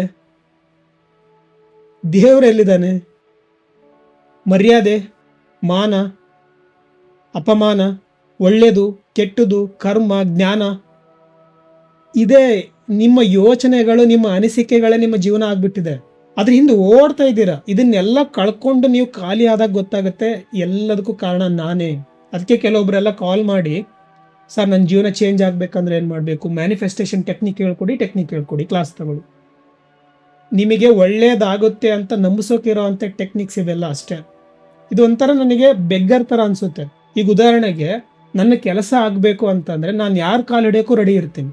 ಅಂಥದ್ರಲ್ಲಿ ಹೊಸ ಥಿಯರಿ ಬರುತ್ತೆ, ಲಾ ಆಫ್ ಅಟ್ರಾಕ್ಷನ್ ಅಂತ. ಬಂದಾಗ ಏನು ಹೇಳ್ತಾರೆ, ನೀನು ಯೂನಿವರ್ಸ್ ಕಾಲಿಗೆ ಬಿದ್ದುಬಿಟ್ರೆ ನಿನಗೆ ಎಲ್ಲದೂ ಕೊಡ್ತಾನೆ. ಪಿಕ್ಚರ್ ಲ್ಯಾಂಗ್ವೇಜಲ್ಲಿ ಕಳಿಸು. ಆಸೆ ನಮಗೆ ಯೂನಿವರ್ಸ್ ಕಾಲಿಗೂ ಬೀಳೋಕೆ ರೆಡಿ. ನಾವು ಯಾರಿಗ್ಯಾರಲ್ಲ, ಒಟ್ಟಿನಲ್ಲಿ ಕಾಲಿ ಬೀಳಬೇಕು, ಒಟ್ಟಿನಲ್ಲಿ ನಮಗೆ ಬೇಕಾರೋದನ್ನ ಪಡ್ಕೋಬೇಕು. ಬೇಕು ಬೇಕು ಬೇಕು ಬೇಕು ಅನ್ನೋ ಬೇಕೂಫುಗಳಾಗ್ಬಿಟ್ಟಿದ್ವಿ. ಸಾರಿ, ನನ್ನನ್ನು ಸೇರಿಸಿ ಹೇಳ್ತಾ ಇದ್ದೀನಿ. ಹಿಂಗೆ ಆಗಿದೆ ಅಲ್ವಾ ಲೈಫು. ಬೇಕು ಬೇಕು ಬೇಕು ಅನ್ನೋ ಬೇಕೂಫುಗಳು. ಅದಕ್ಕೆ ನೂರಾರು ಕಥೆಗಳು. ಬೇಕು ಅನ್ನೋರಿಗೆ ಟೆಕ್ನಿಕ್ಸ್ಗಳು ಹೇಳೋ ಅಂಥದ್ದು, ರಹಸ್ಯಗಳನ್ನ ಮಾರೋ ಅಂಥವ್ರು ಎಷ್ಟು ಜನ ಹುಟ್ಕೊಂಡಿದ್ದಾರೆ. Again I am telling, present ಈಗ ನಿಮ್ಮನ್ನು ವಾತ್ಸವಕ್ಕೆ ತರೋದು ಮಾತ್ರ ಈ ಚಾನಲ್ನ ಉದ್ದೇಶ. ನಿಮ್ಮನ್ನು ಕಳೆದು ಹೋಗಬೇಡಿ ಬೇರೆ ವಿಚಾರಗಳಲ್ಲಿ. ಅಲ್ಲ, ನನಗೆ 1000 ವರ್ಷದಿಂದ 10,000 ವರ್ಷದಿಂದ ನಡೆದದ್ದು ಏನಕ್ಕೆ ಬೇಕು? ಪ್ರೆಸೆಂಟಲ್ಲಿರೋದನ್ನ ಗಮನಿಸ್ತಾನೆ ಇಲ್ವಲ್ಲ ನಾವು. ನ್ಯೂಸ್ಗಳನ್ನು ನೋಡ್ತೀವಿ ದಿನಾಲು. ನ್ಯೂಸ್ಗಳನ್ನ ನೋಡ್ತಾ ಕಸನ ತುಂಬ್ಕೊತೀವಿ. ಸೊ ಅಲ್ಲಿ ಕರೋನಾ ಅಂತೆ, ಅಲ್ಲಿ ಇದೆ ಅಂತೆ, ಅಲ್ಲಿ ಇಷ್ಟು ಜನ ಸಾಯಿಸಿದ್ರಂತೆ, ಸೊಸೆನೇ ಅತ್ತೆನ ಸಾಯಿಸಿದ್ಲಂತೆ, ಅತ್ತೆನೇ ವಿಷ ಹಾಕಿದ್ಲಂತೆ, ಇಂಥವೆಲ್ಲ ಕೇಳ್ತಾ ಇರ್ತೀವಿ. ಕೇಳಿ 1 ತಾಸು ಯಾವತ್ತರ ಕುತ್ಕೊತೀರಾ, ಅಥವಾ ಒಂದು 5 ನಿಮಿಷ ನನ್ನಂಥ ವಿಡಿಯೋಗಳನ್ನು ನೋಡ್ತೀರಾ, ನನ್ನಂಥವ್ರು ಮಾಡಿರೋದು. ಸೊ ಏನೋ ಒಂದು ಟೆಕ್ನಿಕ್ ಅಥವಾ ಏನೋ ಒಂದು ಹೇಳ್ತಾರೆ, ಅದರ ಹೀಗ ಅಂತ ಹೇಳ್ತೀರಾ. ಮತ್ತು ಬೆಳಗ್ಗೆ ಎದ್ದರೆ ಸಂಜೆವರೆಗೂ ಕಸ ತುಂಬಿಕೊಳ್ಳೋದು ಮನಸ್ಸಿನಲ್ಲಿ. ಯಾವುದಾದ್ರು ಒಂದು ಒಳ್ಳೆಯ ವಿಚಾರನ ಸ್ವಲ್ಪ ತುಂಬಿಕೊಳ್ಳೋದು. ಲೈಫ್ ಪೂರ್ತಿ ಹಿಂಗೆ ಓಡ್ತಾ ಇರ್ತೀರ. It never ends.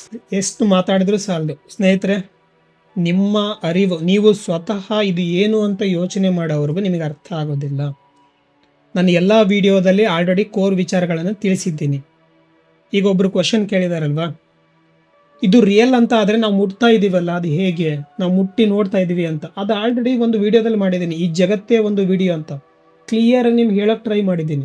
Negative electrons, everything energy ಅಂತ ಗೊತ್ತಿದ್ದೇವಲ್ಲ ನಮಗೆ. ಎಲ್ಲವೂ ಈಶ್ವರನ ಶಕ್ತಿ. ಈಶ್ವರ ಅಂತ ಒಂದೇನೋ ಶಕ್ತಿ, ಎಲೆಕ್ಟ್ರಿಸಿಟಿ ಥರ. ಸೊ ನೆಗೆಟಿವ್ ಈಗ ನನ್ನ ಬಾಡಿ ಮೇಲಿರ್ತಕ್ಕಂಥ ಪ್ರತಿಯೊಂದು ಎಲೆಕ್ಟ್ರಾನ್, ಪ್ರೋಟಾನ್, ನ್ಯೂಟ್ರಾನ್, ಒಂದೊಂದು ಕಣನ ಝೂಮ್ ಮಾಡಿದರೆ ಎಲೆಕ್ಟ್ರಾನ್, ಪ್ರೋಟಾನ್, ನ್ಯೂಟ್ರಾನ್ ಅನ್ನೋ ಕಣಗಳು ತುಂಬಿಕೊಂಡಿರ್ತವೆ, ಎಲಿಮೆಂಟ್ಸು ಒಂದು ಆಟಮ್ಸ್ ಒಳಗಡೆ. ನ್ಯೂಟ್ರಾನ್, ಪ್ರೋಟಾನ್ ಸೆಂಟ್ರಿಗೆ ಇರ್ತವೆ, ಅದ್ರ ಸುತ್ತಲೂ 99% ಗ್ಯಾಪ್ ಇರುತ್ತೆ, ಸ್ಪೇಸ್ ಇರುತ್ತೆ.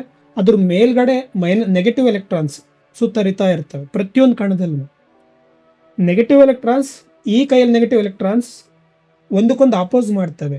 ಹೆಂಗೆ ಈ ಸೇಮ್ ಧ್ರುವಗಳು, ಸಜಾತಿಯ ಧ್ರುವಗಳು ಅಯಸ್ಕಾಂತವನ್ನು ಹೇಗೆ ದೂರ ತಳ್ತವಲ್ಲ, ಹಾಗೆ ದೂರ ತಳ್ತವೆ. ನಾವು ಅದನ್ನು ಟಚ್ ಅಂತೀವಿ. ಹತ್ರಕ್ಕೆ ಬಂದಾಗ ಆ ದೂರ ತಳ್ಳೋ ಅಂತ ಪ್ರೆಸರ್ ಜಾಸ್ತಿ ಆಯಿತು ಅಂದರೆ ನಾವು ಅದನ್ನು ಟಚ್ ಅಂತ ತಗೊಳುತ್ತೆ ನಮ್ಮ ಬ್ರೈನ್. ಸೊ ಈ ವಿಚಾರ ಎಲ್ಲ ಡೀಟೇಲಾಗಿ ಹೇಳಿದ್ದೀನಿ. ಸೊ ಹಾಗಾಗಿ ಮೊದಲನೇ ವಿಡಿಯೋದಿಂದ ಕೊನೆಯವರೆಗೂ ನೋಡಿದರೆ ನಿಮಗೆ ಕೋರ್ ಅರ್ಥ ಆಗುತ್ತೆ. ಕೋರ್ ಅರ್ಥ ಆದರೆ ನಿಮಗೆ ನೆಕ್ಸ್ಟ್ ಎಲ್ಲಿ ಹೋಗಬೇಕಂತ ನಿಮಗೆ ಅರ್ಥ ಆಗುತ್ತೆ. ಆನಂದ ಶೆಟ್ಟಿ ಅವ್ರು ಕೇಳ್ತಾರೆ, I try to live in present but my mind always go to unwanted things. ಹೌದು, ನಾವು ಮನಸ್ಸನ್ನೆಲ್ಲ ಕೆಡಿಸ್ಕೊಂಡಿದ್ದೀವಿ. ಲಾಸ್ಟ್ ಸೆಷನಲ್ಲಿ ಅದನ್ನೇ ಕತೆ ಹೇಳಿತ್ತು. ಈವ್ ಅಂಡ್ ಆಡಮ್ ಕತೆನಲ್ಲಿ ಒಂದು ಹಣ್ಣನ್ನು ಕಸ್ತಾರೆ. ಭಗವಂತ ಹೇಳಿರ್ತಾನೆ ಈ ಸುಂದರವಾದ ಲೋಕವನ್ನು ಎಂಜಾಯ್ ಮಾಡಬೇಕು ಅಂತ ತಂದಿದ್ದೀನಿ, ನೀವು ಜಸ್ಟ್ ಈ ಮೂವಿನ ಎಂಜಾಯ್ ಮಾಡಿ ಅಂತ ಬಿಡ್ತಾನೆ ಫಸ್ಟ್ ಹ್ಯೂಮನ್ಸ್ನ. ಬಟ್ ಏನು ಹೇಳ್ತಾನೆ, ಈ ಒಂದು ಆ್ಯಪಲ್ನ ಕಚ್ಚಬೇಡ ಅಂತ ಹೇಳ್ತಾನೆ. ಅಷ್ಟು ಅವಾಗ ಪ್ರೆಸೆಂಟಲ್ಲೇ ಇರ್ತಾರೆ, ಅವ್ರಿಗಿನ್ನು ಯೋಚನೆ ಅನ್ನೋದು ಬಂದಿರಲ್ಲ ತಲೆಗೆ. ಯಾಕೆ ಅಂತಂದರೆ ಭಗವಂತ ಎಂಜಾಯ್ ಮಾಡೋ ಅಂತ ಹೇಳಿದಾಗ ನಿಮ್ಮ ಕಣ್ಮುಂದೆ ಕಾಣ್ತಾರೆ ಅಂತ ಪ್ರೆಸೆಂಟಲ್ಲಿ ಇರೋ ಅಂಥದ್ದನ್ನ ಪ್ರತಿಯೊಂದು ಎಂಜಾಯ್ ಮಾಡ್ತಾ ಇರ್ತಾರೆ. ನಾನು ಕಾಫಿ ಕುಡಿತೀನಿ ಅಂದರೆ ಖುಷಿಯಾಗಿ ಕುಡಿತೀನಿ, ಅದು ರುಚಿ ಗೊತ್ತಾಗುತ್ತೆ, ಯಾಕೆಂದರೆ ನಾನು ಪ್ರೆಸೆಂಟಲ್ಲಿ ಇರ್ತೀನಿ. ಬಟ್ ಯಾವಾಗ ಭಗವಂತ ಇದನ್ನು ಮಾಡಬೇಡ ಅಂತ ಒಂದು ಹಣ್ಣನ್ನು ತೋರಿಸಿ ಇದನ್ನು ತಿನ್ನಬೇಡ ಅಂತ ಹೇಳ್ತಾನೋ ಇವ್ರಿಗೆ ಯೋಚನೆ ಶುರು ಆಗುತ್ತೆ, ಎಲ್ಲವನ್ನೂ ಎಂಜಾಯ್ ಮಾಡೋ ಅಂದ, ಈ ಹಣ್ಣನ್ನು ಮಾತ್ರ ತಿನ್ನಬೇಡ ಅಂದ್ರೆ ಹಾಗಾದ್ರೆ ಯಾಕೆ ಅನ್ನೋ ಕ್ವಶನ್ ಬಂತು. ಇದನ್ನೇ UI ಮೂವಿನಲ್ಲಿ ಉಪೇಂದ್ರ ಅವರು ಫಸ್ಟ್ ಸೀನಿಂದ ತೊಗೊಂಡಿದ್ದಾರೆ ಇದನ್ನು ಅರ್ಥ ಮಾಡಿಸೋದಕ್ಕೆ. ಯಾಕೆ ಅನ್ನೋ ಕ್ವಶನ್ ಬಂತು, ಅವರಿಗೆಲ್ಲ ತಲೆ ಕೊರಕ್ಕೆ ಶುರುವಾಯಿತು. ಒಂದು ಕ್ವಶನ್ನು, ಈ ಕ್ವಶನ್ ಅನ್ನೋದೇ ಹುಳ ಅಂತ ಉಪ್ಪಿ ಅವರು ಒತ್ತು ಹೇಳ್ತಾರೆ. ಅವಳಿಗೆ ತಿನ್ನೋವರೆಗೂ ಸಮಾಧಾನ ಆಗಲ್ಲ, ಎಷ್ಟೋ ದಿನ ಆದಮೇಲೆ ಅದು ತಿನ್ನಲೇಬೇಕು ಅಂತ ಹೋಗಿ ಕದ್ದು ತಿಂದ್ಬಿಡ್ತಾಳೆ. ಅಲ್ಲಿಂದ ಯೋಚನೆಗಳು ಗುಂಪು ಶುರುವಾಯಿತು ಅಂತ ಹೇಳ್ತಾರೆ. ಚೆನ್ನಾಗಿದೆ ಇದು. ಅಲ್ಲಿಂದ ಹಿಂಗೆ ಸ್ವಂತ ಯೋಚನೆಗಳು ಶುರುವಾದವಲ್ಲಿ. ಈ ಪ್ರೆಸೆಂಟ್ನಲ್ಲಿ ಎಂಜಾಯ್ ಮಾಡೋದು, ಎಲ್ಲ ಪ್ರಾಣಿಗಳು ಪ್ರೆಸೆಂಟಲ್ಲಿ ಎಂಜಾಯ್ ಮಾಡ್ತಾ ಇದ್ದಾವೆ, ಬಟ್ ನಾವೇ ಕೆಡಿಸ್ಕೊಂಡಿರೋದು ಲೈಫ್ನ. ಎಲ್ಲ ಪ್ರಾಣಿಗಳ ಥರ ತಿಂತೀವಿ, ಉಣ್ತೀವಿ, ಮಲಗ್ತೀವಿ, ರೀಪ್ರೊಡಕ್ಟಿವಿಟಿ ಎಲ್ಲದೂ ಇದೆ, ಬಟ್ ಎಕ್ಸ್ಟ್ರಾ ಏನೋ ಕಿತ್ತಾಕ್ತೀನಿ ಅಂತ. ಜೀವನದಲ್ಲಿ ಸಾಧನೆ ಮಾಡಬೇಕು ಅಂತ ಅನ್ಕೊಂಡೇ ಸಾಯ್ತಾ ಇದ್ದೀವಿ. ಓಡ್ತೀವಿ, ಪ್ರೆಸೆಂಟಲ್ಲಿ ಇರೋದು ಯಾರಿಗೂ ಗೊತ್ತಾಗ್ತಾಯಿಲ್ಲ. ಪ್ರೆಸೆಂಟಲ್ಲಿ ಇರೋದು ಕೂತ್ಕೊಂಡ್ರೆ ನಾಳೆ ಬಗ್ಗೆ ಯೋಚನೆ ಮಾಡ್ತಾ ಇರ್ತೀವಿ. ನಾಳೆ ಆಫೀಸ್ಗೆ ಹೋಗಬೇಕು, ಅದು ಬೆಂಡಿಂಗ್ ಇತ್ತು. ಮನೆಯಿಂದ ಹೊರಗಡೆ ಹೋದರೆ ಗ್ಯಾಸ್ ಆಫ್ ಮಾಡಿದ್ನ ಇಲ್ವಾ, ಮನೇನ ಬೀಗ ಹಾಕಬೇಕಾದ್ರೆ ಆಫೀಸ್ ಬಗ್ಗೆ ಯೋಚನೆ ಮಾಡೋದು, ಆಫೀಸ್ ಹೋಗ್ಬೇಕಾದ್ರೆ ಮನೇನ ಬೀಗ ಹಾಕಿದ್ನ ಇಲ್ವಾ, ನೆನಪೇ ಇಲ್ವಲ್ಲ, ಮತ್ತೆ ಫೋನ್ ಮಾಡಿ ಕೇಳೋದು ಮನೆ ಬೀಗ ಹಾಕಿದ್ನ ಇಲ್ವಾ, ಗ್ಯಾಸ್ ಆಫ್ ಮಾಡಿದ್ನ ಇಲ್ವಾ, ಲ್ಯಾಪ್ಟಾಪ್ ಮರೆತುಬಿಟ್ಟೆ. ಎಷ್ಟೊಂದು ಒದ್ದಾಡ್ತಾ ಇರ್ತೀವಲ್ವಾ. ಒಟ್ಟಿನಲ್ಲಿ ತೇಲ್ತಾ ಇರೋದು ಫ್ಯೂಚರಲ್ಲಿ, ಪಾಸ್ಟಲ್ಲಿ. ಕತೆಗಳ ಮುಖಾಂತರ ತೇಲಿಸ್ತಾರೆ ನಿಮಗೆ. ಈ ಮಂತ್ರ ವರ್ಕ್ ಆಗುತ್ತೆ, ಈ ಟೆಕ್ನಿಕ್ ವರ್ಕ್ ಆಗುತ್ತೆ, ಈ ನಿಂಬೆಹಣ್ಣು, ಈ ತಾಯ್ತ, ದೇವರು ನಿಮ್ಮಿಂದ ಹೊರಗಡೆ ಇದ್ದಾನೆ, ದೆವ್ವಗಳಿದ್ದಾವೆ, ಒಟ್ಟಿನಲ್ಲಿ ತೇಲ್ತಾ ಇರ್ತೀರ. ಅದನ್ನು ತೇಲ್ಬೇಡಿಯಪ್ಪ, ಪ್ರೆಸೆಂಟಲ್ಲಿ ಬನ್ನಿ, ಕಣ್ಮುಂದಿರೋದನ್ನ ವಾತ್ಸವನ್ನ ನೋಡಿ. ಇಷ್ಟೇ ಇರೋದು ಲೈಫು. You are projecting. ಉಪನಿಷತ್ತುಗಳನ್ನು ಓದಿ ಅಷ್ಟೇ ಸಾಕು. ಓದಿದ್ಮೇಲೆ ಅದನ್ನು ಮರೆತುಬಿಡಿ, ಯಾಕಂದರೆ ಅರ್ಥ ಆಗಿರುತ್ತೆ ನಿಮ್ಗೆ ಈ ಜಗತ್ತು ಹೇಗೆ ನೋಡಬೇಕು ಅಂತ. ಅದಕ್ಕೆ ಎಷ್ಟೋ ಸಲ ನನಗೆ ವಿಚಾರಗಳು ನೆನಪೇ ಆಗೋಲ್ಲ, ಎಷ್ಟೊಂದು ಕಸ ತುಂಬಿಕೊಂಡಿದ್ದೆ ನಾನು. ಈಗ ಹೇಳಬೇಕು ಅಂತಂದ್ರೆ ನೆನಪೇ ಆಗೋದಿಲ್ಲ, ಅವು ಮರಿತಾ ಇದ್ದೀನಿ. ಮ್ಯಾನಿಫೆಸ್ಟೇಷನ್ ಬಗ್ಗೆ ಕೇಳಿದ್ದಾರೆ, ಖಂಡಿತವಾಗ್ಲೂ ಇನ್ನೂ ಕ್ಲಾರಿಟಿ ಕೊಡ್ತೀನಿ. ಮ್ಯಾನಿಫೆಸ್ಟೇಷನ್ ಅನ್ನೋದು ಬೇರೆ ಥರನೇ ಇದೆ. ಜಸ್ಟ್ ನಿಮ್ಮನ್ನು ಖಾಲಿಯಾಗಿ ಮನಸ್ಸಲ್ಲಿ ಖಾಲಿಯಾಗಿ ಪ್ರಪಂಚ ಸುಂದರವಾಗಿ ಕಾಣಿಸುತ್ತೆ ಅನ್ನೋದು ಹೇಳೋದಷ್ಟೇ ಈಗ ಸದ್ಯಕ್ಕೆ. ಸೊ ಆ ಹಂತಕ್ಕೆ ಬಂದಾಗ ಖಂಡಿತವಾಗ್ಲೂ ಅದು ಮಾತಾಡೋಣ. ಓಕೆ, ಆನಂದ ಶೆಟ್ಟಿ ಅವರು ಆಮೇಲೆ ತುಂಬ ಕ್ವಶನ್ಸ್ ಕೇಳಿದ್ದಾರೆ, ನಿಮ್ಮ ಆನ್ಸರ್ ಮಾಡಿದ್ದೀನಿ. ಬೇರೆಯವ್ರ ಕ್ವಶನ್ಸ್ ತೊಗೊಳ್ತೀನಿ ಸ್ವಲ್ಪ. ಸವಿತಾ ಅವ್ರು ಕೇಳಿದ್ದಾರೆ, ಸರ್ ನಮ್ಮ ಮಕ್ಕಳೇ ನಮಗೆ ಏಕೆ ಶತ್ರುಗಳಾಗುತ್ತಾರೆ? ಶತ್ರು ಮಿತ್ರ ಅಂತ ನಮಗಾಗೋದು, ಅವರಿಗಲ್ಲ. ಪ್ರಪಂಚ ತಮಗೆ ಏನು ಬೇಕೋ ಅದನ್ನು ಮಾಡ್ತಾ ಇದೆ, ಬಟ್ ಅದು ಮಾಡಬಾರ್ದಾಗಿತ್ತು ಅಂತ ನಿಮ್ಮ ಧೋರಣೆ ಇರುತ್ತೆ. ಗಮನಿಸಿ, ಮಕ್ಕಳು ನನಗೆ ಹಂಗೆ ಅನ್ಬಾರ್ದಾಗಿತ್ತು ನೋಡಿ, ಅವ್ರಿಗೆ ಏನು ಬೇಕೋ ಅದನ್ನು ಮಾತಾಡ್ತಾರೆ. ಈಗ ಉದಾಹರಣೆಗೆ ನಿಮ್ಮ ಪ್ರಾಬ್ಲಮ್ ಏನಂತಂದರೆ, ಸದ್ಗುರುಗಳು ಚೆನ್ನಾಗಿ ಹೇಳ್ತಾರೆ, ಹೊರಗಡೆ ಇರೋವಂಥವ್ರು ಅವ್ರಿಗೆ ಏನು ಬೇಕೋ ಅಥವಾ ಅವ್ರು ಏನು ಮಾತಾಡಬೇಕೋ ಅದನ್ನು ಮಾತಾಡಬಾರ್ದು. ನಿಮಗಿಷ್ಟ ಆಗೋ ರೀತಿ ಮಾತಾಡಬೇಕು, ನಿಮಗಿಷ್ಟ ಆಗೋ ರೀತಿ ಅವ್ರು ನಡ್ಕೋಬೇಕು. ಆವಾಗ ಅವ್ರು ಒಳ್ಳೆಯವರು. ನಾನು ಒಳ್ಳೆಯವನೇ. ಯಾರನ್ನಾದರೂ ಕೇಳಿ, ಸರ್ ಇವನು ಹೆಂಗೆ ಅಂತಂದರೆ, ಸರ್ ಅವನ ಸ್ವಲ್ಪ ಗುಳ್ಳೆನರಿ ಇದ್ದಂಗೆ ಸರ್. ಇವನು ಹೆಂಗೆ ಸರ್, ಅವ್ನು ಭಾಳ ವಿಚಿತ್ರ ಇದನ್ನು ಮಾತಾಡಿಸ್ಬೇಡಿ, ಮಾತು ಎತ್ತರ ದುಡ್ಡು ಕೇಳ್ತಾನೆ, ಸರಿ ಇಲ್ಲ ಹುಡುಗ. ಇವನು ಹೆಂಗೆ ಅಂತ ಕೇಳಿದ್ರೆ, ಸರ್ ಅವ್ನು ಕತ್ತೆ ಕಾಲು ಹಿಡಿಯೋನು, ಇವಕ್ಕೆ ಏನು ಕೆಲಸ ಆಗಬೇಕು ಅದು ಮಾಡಿಸ್ಕೊಳ್ಳೋ ಅಂತಾನೆ, ಸರಿ ಇಲ್ಲ ಅವನು. ಇನ್ನೊಬ್ಬನ ಕೇಳಿದ್ರೆ, ಸರ್ ಅವ್ರ ಪ್ರಾಬ್ಲಮ್ ಇದೆ, ಅವ್ನು ಸರಿ ಇಲ್ಲ, ಅವ್ನ ಬುದ್ಧಿ ಸರಿ ಇಲ್ಲ. ನೀವು ಹೆಂಗೆ ಸರ್? ನಾನು ತಿಳಿದು ಯಾವುದೂ ತಪ್ಪು ಮಾಡಿಲ್ಲ, ಯಾವತ್ತೂ ನಾನು ತಪ್ಪು ಮಾಡಿಲ್ಲ. ಆದರೆ ಚಿಕ್ಕ ಪುಟ್ಟ ತಪ್ಪು ನನಗೆ ಗೊತ್ತಿಲ್ಲದೆ ಆಗಿರ್ಬೋದು, ಬಟ್ ನಾನು ಯಾರಿಗೂ ತೊಂದರೆ ಮಾಡಿಲ್ಲ ಸರ್. ನನ್ನ ಪಾಡಿ ನಾನು ಬದುಕಿದ್ದೀನಿ ಸರ್, ನಾನು ಒಳ್ಳೆಯನೇ ಸರ್. ಎಲ್ಲರೂ ಹಿಂಗೆ ಹೇಳ್ತಾರೆ. ಯಾರನ್ನಾರು ಕೇಳಿ ನಾನು ಕೆಟ್ಟವನಂತ ಯಾರು ಹೇಳೋದಿಲ್ಲ. ನಾವು ಕೆಟ್ಟವ್ರಂತ ಮೊದಲು ಒಪ್ಕೋಬೇಕು. ಯಾಕೆಂದರೆ ಈ ಪ್ರೊಜೆಕ್ಟರ್ ಅಥವಾ ಈ ಪ್ರಪಂಚ ಏನಿದೆಯಲ್ಲ, ನಿಮ್ಮ ಪ್ರಪಂಚ, ನಾನು ರಮೇಶ ಅಂತ ಈ ದೇಹಕ್ಕೆ ಹೆಸರು ಕೊಟ್ಟಾದರೆ, ಈ ದೇಹದಿಂದ ನೋಡ್ತಾ ಇರೋಂಥ ಪ್ರಪಂಚ ಈ ದೇಹದ ಪ್ರಪಂಚ ಆಗಿರುತ್ತೆ. ನನ್ನ ಪ್ರಪಂಚ ಇದು. ನಾನು ಸತ್ತರೆ ಇದು ಎಂಡ್. ಈ ದೇಹ ಸತ್ತರೆ ರಮೇಶ್ ಅನ್ನೋ ಒಂದು ಐಡೆಂಟಿಟಿ ಕೊಟ್ಕೊಂಡು ನೋಡ್ತಾ ಇರ್ತೀನಲ್ಲ ನಾನು, ಅದು ಎಂಡ್ ಆಗುತ್ತೆ. ನನ್ನಿಂದನೇ ಬರ್ತಾ ಇರೋವಂಥ ಪ್ರಪಂಚ ಆಗಿರೋದ್ರಿಂದ ಜೇಡದ ರೀತಿ ನಾನೇ ಮತ್ತೆ ಒಳಗಡೆ ಎಳ್ಕೊಂಡು ಜಡ್ಜ್ ಮಾಡಿ ಮತ್ತೆ ನಾವು ಹೊರಗಡೆ ಬಿಡ್ತಾ ಇರೋದ್ರಿಂದ ಈ ಪ್ರಪಂಚ, ನಾನು ನೋಡ್ತಾ ಇರೋ ಪ್ರಪಂಚಕ್ಕೆ ನಾನೇ ಕರ್ತೃ, ನಾನೇ ಕರ್ಮ, ನಾನೇ ಕ್ರಿಯೆ. ಸೊ ಯಾರಾದರೂ ಕಾಲ್ ಮಾಡಿ ಯಾರನ್ನಾದ್ರೂ ಬ್ಲೇಮ್ ಮಾಡ್ತಾ ಇದ್ರೆ, ಸರ್ ಅವ್ರು ನನಗೆ ಹಿಂಗೆ ಮಾಡ್ತಾರೆ, ನಾನು ಎಲ್ಲರಿಗೂ ದಾನ ಮಾಡ್ತೀನಿ, ಒಳ್ಳೇದು ಮಾಡ್ತೀನಿ, ಸಹಾಯ ಮಾಡ್ತೀನಿ, ಆದರೂ ನನಗೆ ಗಮನಿಸೋದೇ ಇಲ್ಲ ಸರ್, ಆ ಸಹಾಯ ಮಾಡಿದ್ದು ಮರ್ತು ಬಿಟ್ಟಿದ್ದಾರೆ ಸರ್. ನೀನೇ ತಾನೇ ಸಹಾಯ ಅಂತ ಹೇಳ್ತಿದ್ದಿ, ಬಟ್ ನೀನು ಮರಿಬೇಕು ಅದನ್ನು, ಅವ್ರು ಮರೆಯೋದಲ್ಲ. ಸಹಾಯ ಕೊಟ್ಟದನ್ನು ನಾವು ಮರಿಬೇಕು, ಇಸ್ಕೊಂಡದನ್ನು ನಾವು ಮರಿಬಾರ್ದು, ಕೊಟ್ಟದನ್ನು ಅವ್ರು ಮರಿಬೇಕು. ಈ ರೀತಿ ಇರಬೇಕು ಪ್ರಪಂಚ. ಕೊಟ್ಟದನ್ನು ಮರಿ, ಪಡೆದಿರೋವಂಥ ಉಪಕಾರ ನೀ ಮರಿಬೇಡ ಅಂತ. ನಾನು ದಾನ ಕೊಟ್ಟಿನಿ ಅಂತಂದರೆ ನೆನಪಿಟ್ಕೋಬಾರ್ದು ಅದನ್ನು, ಅದು ಹೆಲ್ಪ್ ಆಗೋದಿಲ್ಲ. ಸೊ ಈ ರೀತಿ ಅರಿವು ಮೂಡಬೇಕು ಅಂತಂದರೆ ಮೊದಲು ನೀವು ಮನಸ್ಸನ್ನು ಖಾಲಿ ಮಾಡ್ಕೋಬೇಕು. ಸಮಾಜ ತುಂಬಿರುವಂತಹ ಕಸದ ರಾಶಿನ ನಿಮ್ಮ ಮನಸ್ಸು ಅನ್ನೋ ಮನೆಯಿಂದ ಗುಡಿಸ್ಬೇಕು. ಮತ್ತೆ ಬಂದು ಕಸ ಬೀಳ್ತಾ ಇರುತ್ತೆ ನ್ಯೂಸ್ಗಳ ಮುಖಾಂತರ, ಜನಗಳ ಮುಖಾಂತರ. ಈ ಯೂಟ್ಯೂಬ್ಸಲ್ಲಿ ನಿಮಗೆ ಬೇಡವಾದ ವಿಚಾರಗಳು, ಅಂದರೆ ಮ್ಯಾಜಿಕ್ ನಡೆಯುತ್ತೆ, ಪವಾಡಗಳು ನಡೆಯುತ್ತೆ, ಕಣ್ಣಿಗೆ ಕಾಣದೇ ಇರೋಂಥ ಶಕ್ತಿ ನೀವು ಕೇಳಿದ್ನೆಲ್ಲ ಕೊಡುತ್ತೆ. ಆ ಥರ ಕಸಗಳು ತುಂಬ್ತಾನೆ ಇರ್ತಾರೆ. ಮತ್ತೆ ಕಸ ಹೊಡಿತಾ ಇರಬೇಕು ದಿನಾಲು. ಅಥವಾ ಮೊದಲು ಆ ಕಸವನ್ನು ತುಂಬೋದನ್ನ ಬಿಡಬೇಕು, ನ್ಯೂಸ್ ನೋಡೋದನ್ನ ಬಿಡಬೇಕು ಅಲ್ವಾ. ಜನಗಳ ಕಷ್ಟಗಳನ್ನು ಜಾಸ್ತಿ ಕೇಳೋಕ್ಕೆ ಹೋಗಬೇಡಿ. ಯಾಕೆ ಈ ವಿಚಾರ ಹೇಳ್ತಿದ್ದೀನಿ ಅಂತಂದರೆ, ಸೈಕಿಯಾಟ್ರಿಸ್ಟ್ಗಳು ಅವರೇ ಎಷ್ಟೋ ಜನ ಸೂಸೈಡ್ ಮಾಡ್ಕೊಂಡಿದ್ದು ಉದಾಹರಣೆಗಳಿದೆ. ಯಾಕೆ ಅಂತಂದರೆ ಬೇರೆಯವ್ರದ್ದು ಪ್ರಾಬ್ಲಮ್ಸ್ನ ಕೇಳಿ ಕೇಳಿ ಕೇಳಿ ಅವರೇ ಇನ್ನೊಬ್ಬ ಸೈಕಿಯಾಟ್ರಿಸ್ಟ್ ಥರ ಹತ್ರ ಹೋಗ್ತಾರಂತೆ ಟ್ರೀಟ್ಮೆಂಟ್ ತೊಗೊಳೋದಕ್ಕೆ. ಕೆಲವೊಬ್ರು ಸೂಸೈಡ್ ಮಾಡ್ಕೊಂಡಿದ್ದಾರೆ. ಸೊ ಅದಕ್ಕೆ ನೀವೇ ಜೀವನ ಕಷ್ಟ ಇದೆ, ಹಿಂಸೆ ಅನ್ನಿಸ್ತಾ ಇದೆ ಅನ್ನೋ ಭ್ರಮೆನಲ್ಲಿ ಬದುಕ್ತಾ ಇದ್ದರೆ ಸದ್ಯಕ್ಕೆ ಬೇರೆಯವ್ರ ಕಷ್ಟಗಳನ್ನು ಕೇಳೋದು ಬಿಡಿ ಅಂತ. ಸೊ ಮಕ್ಕಳು ನಿಮ್ಮ ಮಾತು ಕೇಳಬೇಕು, ನೀವು ಹೇಳ್ದಂಗೆ ನಡ್ಕೋಬೇಕು. ನಿಮ್ಮ ವಿಚಾರಕ್ಕೆ ತಕ್ಕಂತೆ ಅವ್ರ ಜೀವನ ಕಟ್ಕೊಂಡ್ರೆ ಅವ್ರು ಒಳ್ಳೆಯವರು. ಬಟ್ ಅವ್ರಿಗೇನು ಅನಿಸುತ್ತೆ, ಅವ್ರು ಯಾವ ರೀತಿ ಬದುಕಬೇಕು, ಅವ್ರಿಗೆ ಅನಿಸಿದ್ನ ಅವ್ರು ಮಾಡಿದರೆ ನಿಮಗೆ ಶತ್ರುಗಳಾಗಿ ಕಾಣಿಸ್ತಾರೆ. ಶತ್ರು ಮಿತ್ರ ಅಂತ ಇರೋದಿಲ್ಲ. ನಿಮ್ಮ ಜೀವನ ನೀವು ನೋಡ್ಕೊಳ್ಳಿ. ಸೊ ಸಾಧ್ಯ ಆದಷ್ಟು ಅವರಿಗೆ ಒಳ್ಳೆ ಗೈಡೆನ್ಸ್ ಕೊಡೋಕ್ಕೆ ಟ್ರೈ ಮಾಡಿರಿ ಅವ್ರಿಗೆ. ಯಾಕೆಂದ್ರೆ ಕಿವಿ ಕೇಳ್ತಾರೆ ಅಂತಂದರೆ ಈಗೋ ಅನ್ನೋ ಥಿಕ್ ಮಾಡಬೇಡಿ. ಈಗೋ ನಾನು ನನ್ನ ಜೀವನ ನಿನ್ನ ಜೀವನ ಕಟ್ಕೋಬೇಕು, ಎಲ್ಲರ ಥರ ಓಡಬೇಕು ಅಂತ ತುಂಬಿಸ್ಬೇಡಿ. ಸೊ ಅದು ಸಂಸ್ಕಾರವನ್ನು ಹೇಗೆ ಕಲಿಸ್ತಾ ಇದ್ರು ಅಂತ ಇನ್ನೊಂದು ಸರಿ ಮಾತಾಡೋಣ. ಮೇ ಬಿ ಮಾಡಿದ್ದೀನಿ ಅಂದ್ಕೊಳ್ತೀನಿ ಒಂದು ವಿಡಿಯೋದಲ್ಲಿ. ಮಾಡಿದ್ದೀನಿ. ಈ ಪಾಶ್ಚಾತ್ಯ ವಿದ್ಯಾಭ್ಯಾಸ ಮತ್ತು ನಮ್ಮ ಮುಂಚಿನ ಭಾರತೀಯ ವಿದ್ಯಾಭ್ಯಾಸ ಹೇಗಿತ್ತು ಅಂತ ಅದನ್ನು ನೋಡಿ. ಆಲ್ಮೋಸ್ಟ್ 1 ಗಂಟೆ ಆಗ್ತಾ ಇದೆ. ಪ್ರೆಸೆಂಟಲ್ಲಿ ಹೇಗಿರೋದು ಅದೇ ವಿಚಾರನ ಮಾಡೋದು. ಹೇಗಿರೋದು ಅಂತ ಹುಡುಕ್ತಾ ಹೋಗಬೇಡಿ. ನೀವು ಆಲ್ರೆಡಿ ಪ್ರೆಸೆಂಟಲ್ಲೇ ಇದ್ದೀರಾ, ಗಮನ ಕೊಡ್ತಾ ಇಲ್ಲ ಅಷ್ಟೇ. ಕತೆಗಳಲ್ಲಿ ತೇಲಿ ಹೋಗ್ತಾ ಇದ್ದೀರಾ. ಶಿವಕುಮಾರ್ ಎಮ್ಮನ್, ನಾಳೆ ನನ್ನ ಚಿಕ್ಕಪ್ಪನ ಮಗ ಮದುವೆ ಆದ ನಂತರ ನಾಳೆ ಸಂಜೆ ಆತ್ಮಹತ್ಯೆ ಮಾಡಿಕೊಳ್ಳಲಿದ್ದೇನೆ. ಮುಂದೆ ನನ್ನ ಕರ್ಮದ ಫಲ ಯಾವ ರೀತಿ ಇರಬಹುದು? ಏನಿದು, ಇದೇನು ಪ್ರಶ್ನೆನಾ ಅಥವಾ ನಿಜವಾಗ್ಲೂ ಹೇಳ್ತಾ ಇದ್ದೀರಾ? ನೋಡಿ, ಕರ್ಮ ಅನ್ನೋದು ನಿಮ್ಗೆ ಅರ್ಥ ಮಾಡ್ಸೋಕೆ ಹೇಳಿರೋದು. ಒಟ್ಟಿನಲ್ಲಿ ಮುಂಚೆ ಎಲ್ಲ ಯುದ್ಧ ಮಾಡಿಕೊಂಡು ಅಜ್ಞಾನದಿಂದ ಬೇಟೆಯಾಡ್ಕೊಂತ ಆ ಗುಂಪು ಈ ಗುಂಪು ಅಂತ ಹೇಳಿ ಅನ್ಸ್ಟೇಬಲ್ ಮಾಡ್ಕೊಂಡಿದ್ವಿ ನಮ್ಮ ಲೈಫ್ನ. ಇವಾಗೇನೋ ಒಗ್ಗಟ್ಟಾಗಿ ಬದುಕೋದು ಕಲ್ತಿದ್ದೀವಿ. ಈ ಮತಗಳನ್ನು ಸೃಷ್ಟಿ ಮಾಡಿ ಅದರಲ್ಲಿ ಧರ್ಮಗ್ರಂಥಗಳು ಒಂದೊಂದು ಮತಕ್ಕೂ ಸೃಷ್ಟಿ ಅಂತ ಹೇಳೋದಿಲ್ಲ. ಯಾಕಂದರೆ ನಂಬಿಕೆನ ಹೊಡಿಬಾರ್ದು, ಒಳ್ಳೆ ನಂಬಿಕೆಗಳು. ಯಾಕಂದರೆ ನಾವೆಲ್ಲರೂ ಮಾನವ ಧರ್ಮವನ್ನು ಕಟ್ಟುತ್ತಾ ಇದ್ದೀವಿ. ಈ ಸತ್ಯನ ಅರ್ಥ ಮಾಡ್ಕೋಬೇಕು. ಅಲ್ಲಿ ಒಳ್ಳೆಯ ವಿಚಾರಗಳನ್ನು ಮಾಡೋ ಮುಖಾಂತರ, ಇನ್ನೊಬ್ರಿಗೆ ಒಳ್ಳೇದು ಮಾಡಬೇಕು ಅಂತ ಒತ್ತಿ ಒತ್ತಿ ಹೇಳೋ ಮುಖಾಂತರ ನಾವು ಒಳ್ಳೆಯ ವಾತಾವರಣ ಕ್ರಿಯೇಟ್ ಮಾಡಿ ಮಾನವ ಧರ್ಮವನ್ನು ಕಟ್ಟಿ ಈ ಪ್ರಪಂಚವನ್ನು ಸುಂದರವನ್ನಾಗಿ ಮಾಡಬೇಕು. ಆ ಉದ್ದೇಶಕ್ಕೆ ಇರೋವಂಥದ್ದು ಈ ಧರ್ಮಗಳು, ಧರ್ಮಗ್ರಂಥಗಳು. ಒಂದು ವೇಳೆ ನನಗೆ ಹೇಗೆ ಬದುಕಬೇಕು ಅಂತ ಗೊತ್ತು, ನಾನು ಇನ್ನೊಬ್ರಿಗೆ ತೊಂದರೆ ಮಾಡೋದಿಲ್ಲ, ನನ್ನಿಂದ ಯಾರಿಗೂ ತೊಂದರೆ ಆಗದಂತೆ ಬದುಕ್ತೀನಿ, ಎಲ್ಲರಿಗೂ ನಾನು ಒಳ್ಳೇದು ಬಯಸ್ತೀನಿ, ಈ ಪ್ರಪಂಚ ಅನ್ನೋದು ಹೇಗಿದೆ ಅಂತ ಅರ್ಥ ಆಗಿದೆ, ಯಾವುದೋ ಒಂದು ಶಕ್ತಿ ನನ್ನನ್ನು ಹುಟ್ಟಿಸಿದೆ, ಇದು ನಾನಲ್ಲ, ನಾನು ಕ್ರಿಯೇಟ್ ಮಾಡ್ಕೊಂಡಿದ್ದಲ್ಲ ಈ ದೇಹನ.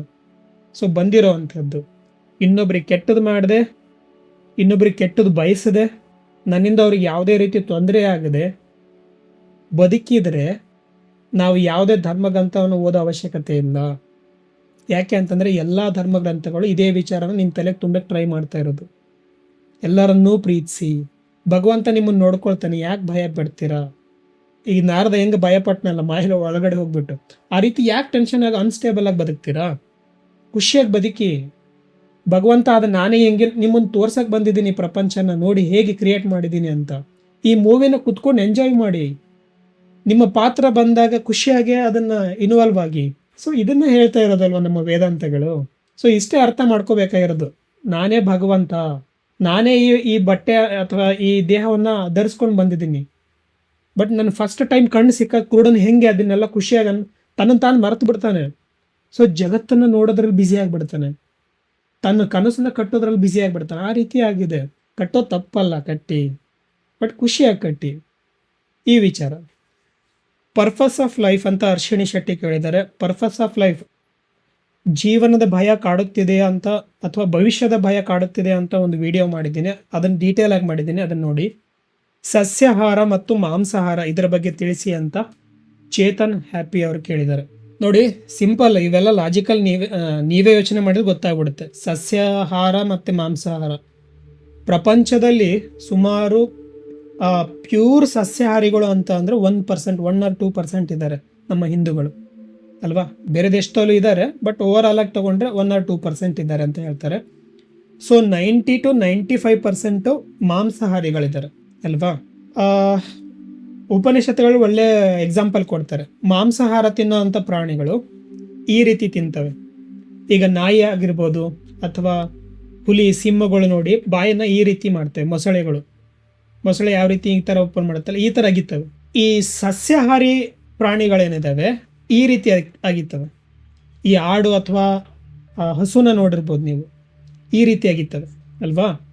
ಸೊ ಈ ರೀತಿ ಅಗಿಯೋಂಥವು ಸಸ್ಯಾಹಾರಿಗಳು. ಅವಳ ಕರುಳು ಕೂಡ ತುಂಬ ಉದ್ದ ಇರುತ್ತೆ. ಮಾಂಸಾಹಾರ ಪ್ರಾಣಿಗಳು ಈ ರೀತಿ ಮಾತ್ರ ಅಗಿತ್ತವೆ. ಸೊ ಮನುಷ್ಯರು ಯಾವ ರೀತಿ ಅಗಿತಾರೆ, ಈ ರೀತಿನೂ ಅಗಿಯೋದು ಗೊತ್ತು ನಮಗೆ. ಈ ರೀತಿನೂ ಮೂವ್ ಆಗುತ್ತೆ ನಮ್ಮ ದವಡೆ, ಈ ರೀತಿನೂ ಆಗುತ್ತೆ ದವಡೆ. ಸೊ ಹಾಗಾದರೆ ಏನು, ನಾವು ಸಹಜವಾಗಿ ನಾವು ಮಿಶ್ರಾಹಾರಿಗಳು, ಎರಡನ್ನೂ ತಿಂತೀವಿ. ನಮ್ಮ ಕರುಳು ಕೂಡ ಅದೇ ಥರ ಡಿಸೈನ್ ಆಗಿರುತ್ತೆ. ಮಾಂಸಾಹಾರ ಅನ್ನೋದು ಡೈರೆಕ್ಟ್ ಆಹಾರ ಅಲ್ಲ ನಮಗೆ, ಅದರಲ್ಲಿ ಫುಡ್ ಮಾಲಿಕ್ಯೂಲ್ಸ್ನ ಈಸಿಯಾಗಿ ಎಕ್ಸ್ಟ್ರಾಕ್ಟ್ ಮಾಡೋಕ್ಕಾಗೋದಿಲ್ಲ. ಅದಕ್ಕೆ ಮಾಂಸಾಹಾರ ಪ್ರಾಣಿಗಳು ಮತ್ತು ಸಸ್ಯಾಹಾರ ಪ್ರಾಣಿಗಳ ಕರುಳುಗಳು ಎಷ್ಟು ಉದ್ದ ಇರುತ್ತೋ ಅದ್ರ ಮಿಡಲ್ ಇರುತ್ತೆ ನಮ್ಮದು, ಮಿಡಲ್ ಸೈಜ್. ಮಾಂಸಾಹಾರ ಪ್ರಾಣಿಗಳದ್ದು ಕರುಳು ತುಂಬ ಉದ್ದ ಇದೆ ಅಂತ ಅಂದ್ಕೊಳ್ಳಿ, ಯಾಕೆಂದರೆ ಪ್ರೊಸೆಸ್ ಜಾಸ್ತಿ ಮಾಡಬೇಕು ಅಂತ, ಫುಡ್ ಮಾಲಿಕ್ಯೂಲ್ಸ್ನೆಲ್ಲ ಜಾಸ್ತಿ ತೆಗಿಬೇಕು ಅಂತ. ಎಕ್ಸಾಂಪಲ್ ಹೇಳ್ತಾ ಇದ್ದೀನಿ. ಆ್ಯಕ್ಚುಲಿ ಸಸ್ಯಾಹಾರ ಪ್ರಾಣಿಗಳು ಜಾಸ್ತಿ ಉದ್ದ ಇರುತ್ತೆ, ಮಾಂಸಾಹಾರಿಗಳು ಕಡಿಮೆ ಇರುತ್ತೆ. ಆ ಫುಡ್ ಮಾಲಿಕ್ಯೂಲ್ಸ್ನ ಸಪ್ರೇಟ್ ಮಾಡಬೇಕು ಆ ಮಾಂಸದಿಂದ ಅಂದಾಗ ಎಕ್ಸ್ಟ್ರಾ ಎನರ್ಜಿ ಬೇಕಾಗುತ್ತೆ. ಅದಕ್ಕೆ ಮಾಂಸ ತಿಂದಾಗ ನಮಗೆ ಒಂಥರ ಬಾಡಿ ಒಂಥರ ಆಲಸ್ಯ ಅನಿಸುತ್ತೆ, ಒಂಥರ ಸುಸ್ತಾಗ್ತಾರೆ. ಜಾಸ್ತಿ ತಿಂದಾಗ ನೋಡಿ ಅವ್ರು ಮಲಗಬೇಕಂತ ಅನಿಸುತ್ತೆ, ಒಂಥರ ಮದ ಅಂತ ಅನಿಸುತ್ತೆ ಅವ್ರಿಗೆ. ಯಾಕೆ ಅಂತಂದರೆ ಡೈಜೆಷನ್ ಆಗೋದಕ್ಕೆ ಕಷ್ಟ ಆಗುತ್ತೆ. ಆ ಫುಡ್ ಮಾಲಿಕ್ಯೂಲ್ಸ್ನ ಸಪ್ರೇಟ್ ಮಾಡಬೇಕು ಆ ಕರುಳುಗಳು, ಅದಕ್ಕೆ ಎಕ್ಸ್ಟ್ರಾ ಎನರ್ಜಿ ಬೇಕಾಗುತ್ತೆ. ಸೊ ಹಾಗಾಗಿ ಈ ತಾಮಸ ಗುಣಗಳು ಬರುತ್ತೆ. ಅದು ನಮಗೆಲ್ಲ ಒಂಥರ ಅನ್ಕನ್ವೀನಿಯನ್ಸ್ ಅಲ್ವಾ. ಬಟ್ ಪ್ಯೂರ್ ಸಸ್ಯಾಹಾರ ತೊಗೊಂಡ್ರೆ ನಿಮಗೆ ಹಗುರ ಅನಿಸುತ್ತೆ, ಬಾಡಿ ತುಂಬ ಲೈಟ್ ಫೀಲ್, ಯಾಕಂದರೆ ಈಸಿಯಾಗಿ ಡೈಜೆಸ್ಟ್ ಆಗುತ್ತೆ ಅದು ಸಸ್ಯಾಹಾರ ನಮಗೆ. ಹಾಗಾಗಿ ತಿನ್ನಬಾರ್ದು ಅಂತ ಅಲ್ಲ, ಯಾಕಂದರೆ 90% ಆಲ್ರೆಡಿ ಪ್ರಪಂಚದಲ್ಲಿ ಎಲ್ಲ ಮಾಂಸಾಹಾರಿಗಳೇ ಇದ್ದಾರೆ, ಎರಡನ್ನೂ ತಿಂತಾರೆ ಅಲ್ವಾ. ಪ್ಯೂರ್ ಸಸ್ಯಾಹಾರಿಗಳು ಅಂತದ್ದು 1 or 2%. ಅದ್ರಲ್ಲಿ ಸಸ್ಯಾಹಾರಿಗಳು ಅಂತ ಹೇಳ್ಕೊಳ್ಳೋ ಇನ್ನೂ 10%ಅಲ್ಲಿ ಈ ಮೊಟ್ಟೆ ತಿಂತಾರೆ ಅಥವಾ ಕೆಲವೊಬ್ರು ಮೀನನ್ನು ತಿಂತಾರೆ. ನಾವು ಯಾಕೆ ಮಾಂಸಾಹಾರವನ್ನು ತಿನ್ನಬೇಡಿ ಅಥವಾ ರಿಡ್ಯೂಸ್ ಮಾಡಿ ಅಂತ ಹೇಳೋದು ಅಂತ ಅಂದರೆ, ಹಿಂಸೆ ಮಾಡಬೇಡಿ. ಯಾಕೆಂತಂದರೆ ಅವೇರ್ನೆಸ್ ಇರುತ್ತೆ ಪ್ರಾಣಿಗೆ ನಾನು ಯಾರು ಅಂತ. ಯಾಕೆಂದರೆ ಒಂದು ಮಾಂಸದ ಅಂಗಡಿ ಮುಂದೆ ನೋಡಿದ್ದೆ ನಾನು, ಒಂದು ಆಡು ಇತ್ತು, ಆಡಿನ ಮುಂದೆನೇ ಇನ್ನೊಂದು ಆಡನ್ನು ಕೊಯ್ತಾ ಇದ್ದಾರೆ, ಕಟ್ ಮಾಡಿಬಿಟ್ಟೆಲ್ಲ ಚರ್ಮ ಬಿಡಿಸ್ತಾ ಇದ್ದಾರೆ. ಸೊ ಅದು ನಡುಗ್ತಾ ಇದೆ, ಥರ ನಡುಗ್ತಾ ಇದೆ. ಅದನ್ನ ನೋಡಿ ಹಿಂಸೆ ಆಯಿತು ನನಗೆ. ಬಟ್ ನಾವೆಲ್ಲ ನಮಗೆ ಬೇಕಾದಂಗೆ ಕಾನೂನು ಮಾಡ್ಕೊಂಡಿದ್ದೀವಲ್ವಾ, ತಿನ್ನೋ ಅಂಥ ಪ್ರಾಣಿಗಳನ್ನ ಕಡಿಬೋದು. ಆಕಳ ಹಾಲನ್ನು ಕದಿಬೋದು. ನೋಡಿ, ಆಕಳು ಅನ್ನೋದು ಹಾಲನ್ನು ಕೊಡೋದಿಲ್ಲ, ನಾವು ಅದನ್ನು ಕದಿತೀವಿ. ಆಕಳು ಹಾಲು ಕೊಡುತ್ತದೆ, ಎಲ್ಲಿ ಕೊಡುತ್ತೆ ಹಾಲು? ಅದಕ್ಕೇನು ಇಷ್ಟನ ತಗೊಳ್ರಿ ಹಾಲು ಅಂತ, ತನ್ನ ಕರುಗೆ ಇಟ್ಟಿರೋ ಅಂಥದ್ದು. ನಾವೇನು ಮಾಡ್ತೀವಿ, ಕರುನ್ ಸ್ವಲ್ಪ ಬಿಟ್ಟಂಗೆ ಮಾಡಿ ಹಾಲನ್ನು ನಾವು ಕದಿತೀವಿ, ನಾವು ಬಲವಂತವಾಗಿ ಅದನ್ನು ನಾವು ತೊಗೊತೀವಿ ಹಾಲನ್ನು. ಇದು ಒಳ್ಳೆ ಕೆಲಸನ ಕೆಟ್ಟ ಕೆಲಸನ? ಇನ್ನೊಂದು ತಾಯಿ ಹಾಲು ಅದು ತನ್ನ ಕರುಗೆ ಇಟ್ಟರು ಅಂತಂದ್ರೆ ನಾವು ಕದಿತೀವಿ, ಅದನ್ನು ಜೀವನ ಪೂರ್ತಿ ಕಟ್ಟಾಕ್ತೀವಿ, ಅದ್ರ ಸ್ವಾತಂತ್ರ್ಯನ ಕಿತ್ಕೊಳ್ತೀವಿ. ಇದು ಒಳ್ಳೆ ಕೆಲಸನೇ ಕೆಟ್ಟ ಕೆಲಸನ ಅಲ್ವಾ. ಸೊ ಈ ರೀತಿ ನಮಗೆ ಬೇಕಾದಂಗೆ ನಾವು ಮನುಷ್ಯರು ನಮಗೆ ಬೇಕಾದಂಗೆ ಕಾನೂನುಗಳನ್ನ ಮಾಡಿಕೊಂಡು ನಮಗೆ ಯೂಸ್ ಮಾಡೋ ಎಲ್ಲ ಪ್ರಾಣಿಗಳನ್ನು, ಪಕ್ಷಿಗಳನ್ನು ಅಥವಾ ಬೇರೊಂದು ವಿಚಾರ ನಮಗೆ ಏನೇನು ಯೂಸ್ ಆಗುತ್ತೋ, ನಮ್ಮ ದೇಹಕ್ಕೆ ಕಂಫರ್ಟ್ ಕೊಡುತ್ತೋ ಅದನ್ನೆಲ್ಲ ಬಳಸ್ಕೊಂಡು ಕಾನೂನು ಮಾಡ್ಕೊಂಡು ಇಟ್ಕೊಂಡಿದ್ದೀವಿ. ಅದ್ರ ರೀತಿನಲ್ಲಿ ನಾವು ಒಳ್ಳೇದು ಕೆಟ್ಟದು ಅಂತ ಮಾತಾಡ್ತೀವಿ ನಮ್ಮ ಮೂಗಿನ ನೇರಕ್ಕೆ, ಇದು ಒಳ್ಳೇದು ಇದು ಕೆಟ್ಟದು ಅಂತ ಅಲ್ವಾ. ನಾವೆಲ್ಲ ತಲೆ ಕೆಡಿಸ್ಕೊಂಡಿರೋದು ಕರ್ಮ ಅನ್ನೋದಿದೆ, ಹಿಂಸೆ ಮಾಡಬಾರ್ದು. ಹಾಗಾದರೆ ದನನ ಕಟ್ತೀವಿ ನಾವು, ಅದ್ರ ಸ್ವಾತಂತ್ರ್ಯ ಕಿತ್ಕೊಂಡಿದ್ದೀವಿ, ನಾವು ಹಾಕಿದ್ನೇ ತಿನ್ನಬೇಕು. ಅದು ಹಾಲು ಕೊಡೋಕೆ ಇಷ್ಟ ಇಲ್ಲ, ಬಟ್ ನಾವು ಕಿತ್ಕೊತೀವಿ. ಈ ರೀತಿ ಪ್ರಶ್ನೆಗಳು ಯಾರೋ ಒಬ್ರು ಡಿಲೀಟ್ ಮಾಡಿದ್ರಂದ್ರಲ್ಲ, ಮತ್ತೊಂದು ಸರಿ ಕಳಿಸಿ ಮಾತಾಡೋಣ. ಸರ್, ಕಲಿಯುಗ ಎಂಡ್ ಆಗೋಕ್ಕೆ ಇನ್ನೂ ಎಷ್ಟು ಇಯರ್ಸ್ ಇದೆ ಗೊತ್ತಾ? ಸೂರ್ಯ ಅವರು ಇನ್ ಕನ್ನಡ. ಕಳೆದು ಹೋಗಬೇಡಿ, ಕತೆಗಳಲ್ಲಿ ಕಳೆದು ಹೋಗಬೇಡಿ. ಪ್ರೆಸೆಂಟಿಗೆ ಬನ್ನಿ. ಧ್ಯಾನ ಮಾಡಿಸೋದು ಏನಕ್ಕೆ ನಿಮಗೆ? ಈ ಥರ ಕಥೆಗಳಲ್ಲಿ ಕಳೆದೋಗಿರ್ತೀರ ನೀವು. ಒಳ್ಳೆಯ ವಿಚಾರನ ಸಾರಬೇಕು ಅಂತಾನೆ ಪುರಾಣಗಳನ್ನು ಮಾಡಿರೋದು. ನಿಮ್ಮನ್ನ ಈ ವೇದಾಂತದಲ್ಲಿರುವಂಥ ಟೀಚಿಂಗ್ಸ್ನ ಅರ್ಥ ಮಾಡಿಸೋದಿಕ್ಕೆ, ನಿಮ್ಮ ಕಲ್ಪನೆಗಳ ಮುಖಾಂತರ ಅರ್ಥ ಮಾಡಿಸೋದಿಕ್ಕೆ ದೇವರು ಅನ್ನೋ ಕಾನ್ಸೆಪ್ಟ್ನಲ್ಲಿ ನಿಮಗೆ ಈ ಎಲ್ಲ ಪುರಾಣ ಕಥೆಗಳನ್ನು ನಿಮ್ಮ ತಲೆಗೆ ತುಂಬೋಕೆ ಟ್ರೈ ಮಾಡಿದರು. ಅವಾಗೆಲ್ಲ ವಿಡಿಯೋ ಇರಲಿಲ್ಲ, ಟಿ ವಿ ಇರಲಿಲ್ಲ, ಇಂಟರ್ನೆಟ್ ಇರಲಿಲ್ಲ. ಕಥೆಗಳ ಮುಖಾಂತರ ನಿಮ್ಗೆ ಅರ್ಥ ಮಾಡಿಸ್ಬೇಕಾಗಿತ್ತು. ಆ ಒಂದು ಪರಮಶಕ್ತಿಯನ್ನು ನೀವು ಏನಾದರೂ ಹೆಸರಿಟ್ಟು ಕರಿಬೋದು. ವಿಷ್ಣುವನ್ನ ನಂಬೋ ಅಂಥವ್ರು ನಾನು ಈ ಶಕ್ತಿನ ವಿಷ್ಣು ಅಂತ ಕರಿತೀನಿ ಅಂತಂದ್ರು ವೈಷ್ಣವರು, ಕರೀರಿ. ಹರ ಶಿವ ಅಂತ ಕರಿತೀವಿ ನಾವು ಆ ಒಂದು ಬ್ರಹ್ಮಶಕ್ತಿಗೆ, ಕರೀರಿ. ನಾನು ಅಲ್ಲ ಅಂತ ಕರಿತೀನಿ, ಕರೀರಿ. ಏಸು ಅಂತ ಏನಾದರೂ ಕರ್ಕೊಳ್ಳಿ. ನೀವು ಒಟ್ಟಿನಲ್ಲಿ ಆ ಶಕ್ತಿನ ಹತ್ರ ತರಬೇಕು ನಿಮಗೆ. ಅಂದರೆ ನಾನೇ ಭಗವಂತ ಅನ್ನೋದು ಅರ್ಥ ಮಾಡಿಸ್ಕೊಳ್ಳೋದಕ್ಕೆ ಕತೆಗಳ ಮುಖಾಂತರ ಹೇಳಕ್ಕೆ ಟ್ರೈ ಮಾಡಿದರು. ನಾವೇನು ಮಾಡ್ತೀವಿ, ಕತೆಗಳಲ್ಲಿ ಕಳೆದು ಹೋದುವೆ ಹೊರತು ಅದ್ರ ಹಿಂದಿರೋ ಅಂಥ ನಿಜವಾದ ಸತ್ಯವನ್ನು ಗಮನಿಸಲೇ ಇಲ್ಲ. ಈಗಲೂ ಕೂಡ ನಾನು ನಿಮಗೆ ಕತೆ ಹೇಳಬೇಕು. ಕಲಿಯುಗ ಯಾವಾಗ ಅಂತ್ಯ ಆಗುತ್ತೆ, ಸತ್ಯಯುಗ ಯಾವಾಗ ಬರುತ್ತೆ, ಇದು ಸೈಕಲ್ಲು. ಭಗವಂತನ ಬಗ್ಗೆ ದೇವ್ರ ಬಗ್ಗೆ ಮಾತಾಡೋಕೆ ಹೋದ್ರೆ ಲಿಟ್ರಲಿ ನೀವು ಮತ್ತೆ ದೇವ್ರನ್ನೇ ತಗೊಳ್ತೀರ. ಮಾಯಾ ಮುಕ್ತಿ, ಪ್ರೆಸೆಂಟಿಗೆ ಬರಬೇಕು ಅಂತಂದ್ರೆ ನೀವೆಲ್ಲ ಬಿಡಬೇಕು. ಸುಲಭ ಇದೆ ಜೀವನ, ಕಾಂಪ್ಲಿಕೇಟೆಡ್ ಮಾಡ್ಕೋಬೇಡಿ ಅಂತ ಹೇಳೋದಕ್ಕೆ. Come back, live in present ಅಂತ ಹೇಳ್ಬೋದು. ನಾನು ಯಾವಾಗ ಎಂಡ್ ಆಗತ್ತೆ ಇದಾಗುತ್ತೆ, ಎಲ್ಲ ಇನ್ಫಾರ್ಮೇಷನ್ ಎಲ್ಲ ಆನ್ಲೈನೆಲ್ಲ ಸಿಗಿದೆ. ಎಷ್ಟೋ ಜನ ವೀಡಿಯೋ ಮಾಡ್ತಾ ಇದ್ದಾರೆ ಅಲ್ವಾ. ಸೊ ಇಂಥ ಇನ್ಫಾರ್ಮೇಷನ್ ಮುಂಚೆ ಕಲೆಕ್ಟ್ ಮಾಡ್ತಾ ಇದ್ದೆ ನಾನು, ಹುಚ್ಚ ಆಗೋಗಿದ್ದೆ. ಡಿಪ್ರೆಷನ್ ಅಥವಾ ಸ್ಟ್ರೆಸ್ ಅನ್ನೋದು ಕಡಿಮೆ ಆಗೋದಿಲ್ಲ. ಎಷ್ಟು ನಾಲೆಜನ್ನು ಗೇನ್ ಮಾಡ್ತೀರಿ ನೀವು, ಅಷ್ಟು ಖಾಲಿ ಆದರೆ ಮಾತ್ರ ನಿಮ್ಮ ದೇಹ ಹಗುರ ಆಗುತ್ತೆ, ಜೀವನ ಸುಲಭ ಆಗುತ್ತೆ.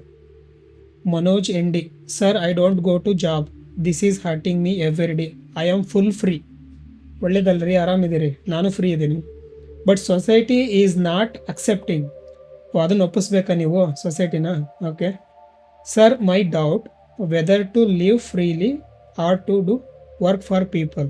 ಸೊ ನನ್ನ ಪ್ರಕಾರ ಜಾಬ್ ಅನ್ನೋದು ಅಥವಾ ಕೆಲಸ ಅನ್ನೋದು ಕೆಲಸ ಅಂತ ಮಾಡಬಾರ್ದು, ಹೆಲ್ಪ್ ಅಂತ ಮಾಡಬೇಕು ಅಂತ ಬಂದಿರೋದು. ಒಬ್ರಿಗೊಬ್ರು ಹೆಲ್ಪ್ ಆಗಲಿ ಅನ್ನೋಂಥ ಈ ಕಸುಬು ಅನ್ನೋದು ಕ್ರಿಯೇಟ್ ಆಯಿತು. ನನ್ನ ಸ್ಕಿಲ್ ಮುಖಾಂತರ ಇನ್ನೊಬ್ರಿಗೆ ಹೆಲ್ಪ್ ಮಾಡಬೇಕು ಅಂತ ನಾನು ಒಂದು ವೆಬ್ ಡಿಸೈನಿಂಗ್ ಅಥವಾ ವೆಬ್ಸೈಟ್ ಮಾಡೋದು ಬರುತ್ತೆ ಅನ್ನೋದಾದರೆ, ನಾನು ಯಾರು ವೆಬ್ಸೈಟ್ ಮಾಡಬೇಕು ಅಂತ ಹುಡುಕ್ತಾ ಇದ್ದಾರೆ, ಅವರ ಬಿಸ್ನೆಸ್ ಕಟ್ಕೋಬೇಕು ಅಂತ ಆಸೆ ಪಡ್ತಾ ಇದ್ದಾರೆ ಅಂದಾಗ ನಾನು ಅವ್ರಿಗೆ ಹೆಲ್ಪ್ ಮಾಡಬೇಕು ಅಂತ ಭಾವನೆ ಇಟ್ಕೋಬೇಕು. ಅಥವಾ ಒಂದು ಕಂಪನಿಗೆ ಸೇರ್ತೀನಿ ಅಂತ ಅಂದಾಗ ಕೆಲಸಕ್ಕೆ ಸೇರ್ತೀನಿ ಅಂತ ಹೋಗಬಾರ್ದು, ಆ ಓನರ್ಗೆ ನಾನು ಹೆಲ್ಪ್ ಮಾಡೋಕ್ಕೆ ಹೋಗ್ತಿದ್ದೀನಿ ಅಂತ ಹೋಗಬೇಕು. ಅಲ್ಲದೆ ಆ ಓನರ್ ಕೂಡ ತಿಳ್ಕೊಬೇಕು ಏನಂತಂದರೆ, ಇವರು ಯಾರು ನನ್ನ ಕಂಪನಿನಲ್ಲಿ ವರ್ಕ್ ಮಾಡ್ತಾ ಇದ್ದಾರೆ ಅವ್ರು ವರ್ಕರ್ಸ್ ಅಲ್ಲ, ಅವರು ನನಗೆ ಹೆಲ್ಪ್ ಮಾಡೋಕ್ಕೆ ಬಂದಿರೋದು, ನನ್ನ ಕನಸನ್ನು ಕಟ್ಟೋದಕ್ಕೆ ಇವರೆಲ್ಲ ಸಹಾಯ ಮಾಡೋಕ್ಕೆ ಬಂದಿದ್ದಾರೆ ಅಂತ. ಈ ರೀತಿಲಿದ್ದಾಗ ಪ್ರೇಮ ಭಾವನೆ ಮೂಡುತ್ತೆ ನಮ್ಮೆಲ್ಲರಲ್ಲೂ. ಈ ರೀತಿ ನಡಿಬೇಕಾಗಿತ್ತು ಜಗತ್ತು. ಬಟ್ ಏನಾಗಿದೆ, ನಾನು ದುಡ್ಡನ್ನು ಕೊಡ್ತೀನಿ, ಆ ದುಡ್ಡಿನ ಹೆಸರಿಗೆ ಇವ್ರು ಬಂದು ಕೆಲಸ ಮಾಡ್ತಿದ್ದಾರೆ ಅಂತ ಓನರ್ ತಿಳ್ಕೊಳ್ಳೋದು. ನನಗೆ ದುಡ್ಡು ಬೇಕಾಗಿತ್ತು, ಇವನಿಗೆ ಯಾವನ್ ಹೆಲ್ಪ್ ಮಾಡೋಕ್ಕೆ ಹೋಗ್ತಾನೆ, ನಾನು ದುಡ್ಡಿನ ಅವಶ್ಯಕತೆ ಇರೋದ್ರಿಂದ ಅಷ್ಟೇ ಇವನು ಕೆಳಗೆ ಕೆಲಸ ಮಾಡ್ತಾ ಇರೋದು ಅಂತ ಇವ್ರು ತಾತ್ಸಾರ ಮನೋಭಾವದಿಂದ ಅವನ ಹತ್ರ ಕೆಲಸ ಮಾಡ್ತಾ ಇರೋದು. ಈ ರೀತಿ ಆದಾಗ ಪ್ರೇಮ ಎಲ್ಲಿರುತ್ತೆ?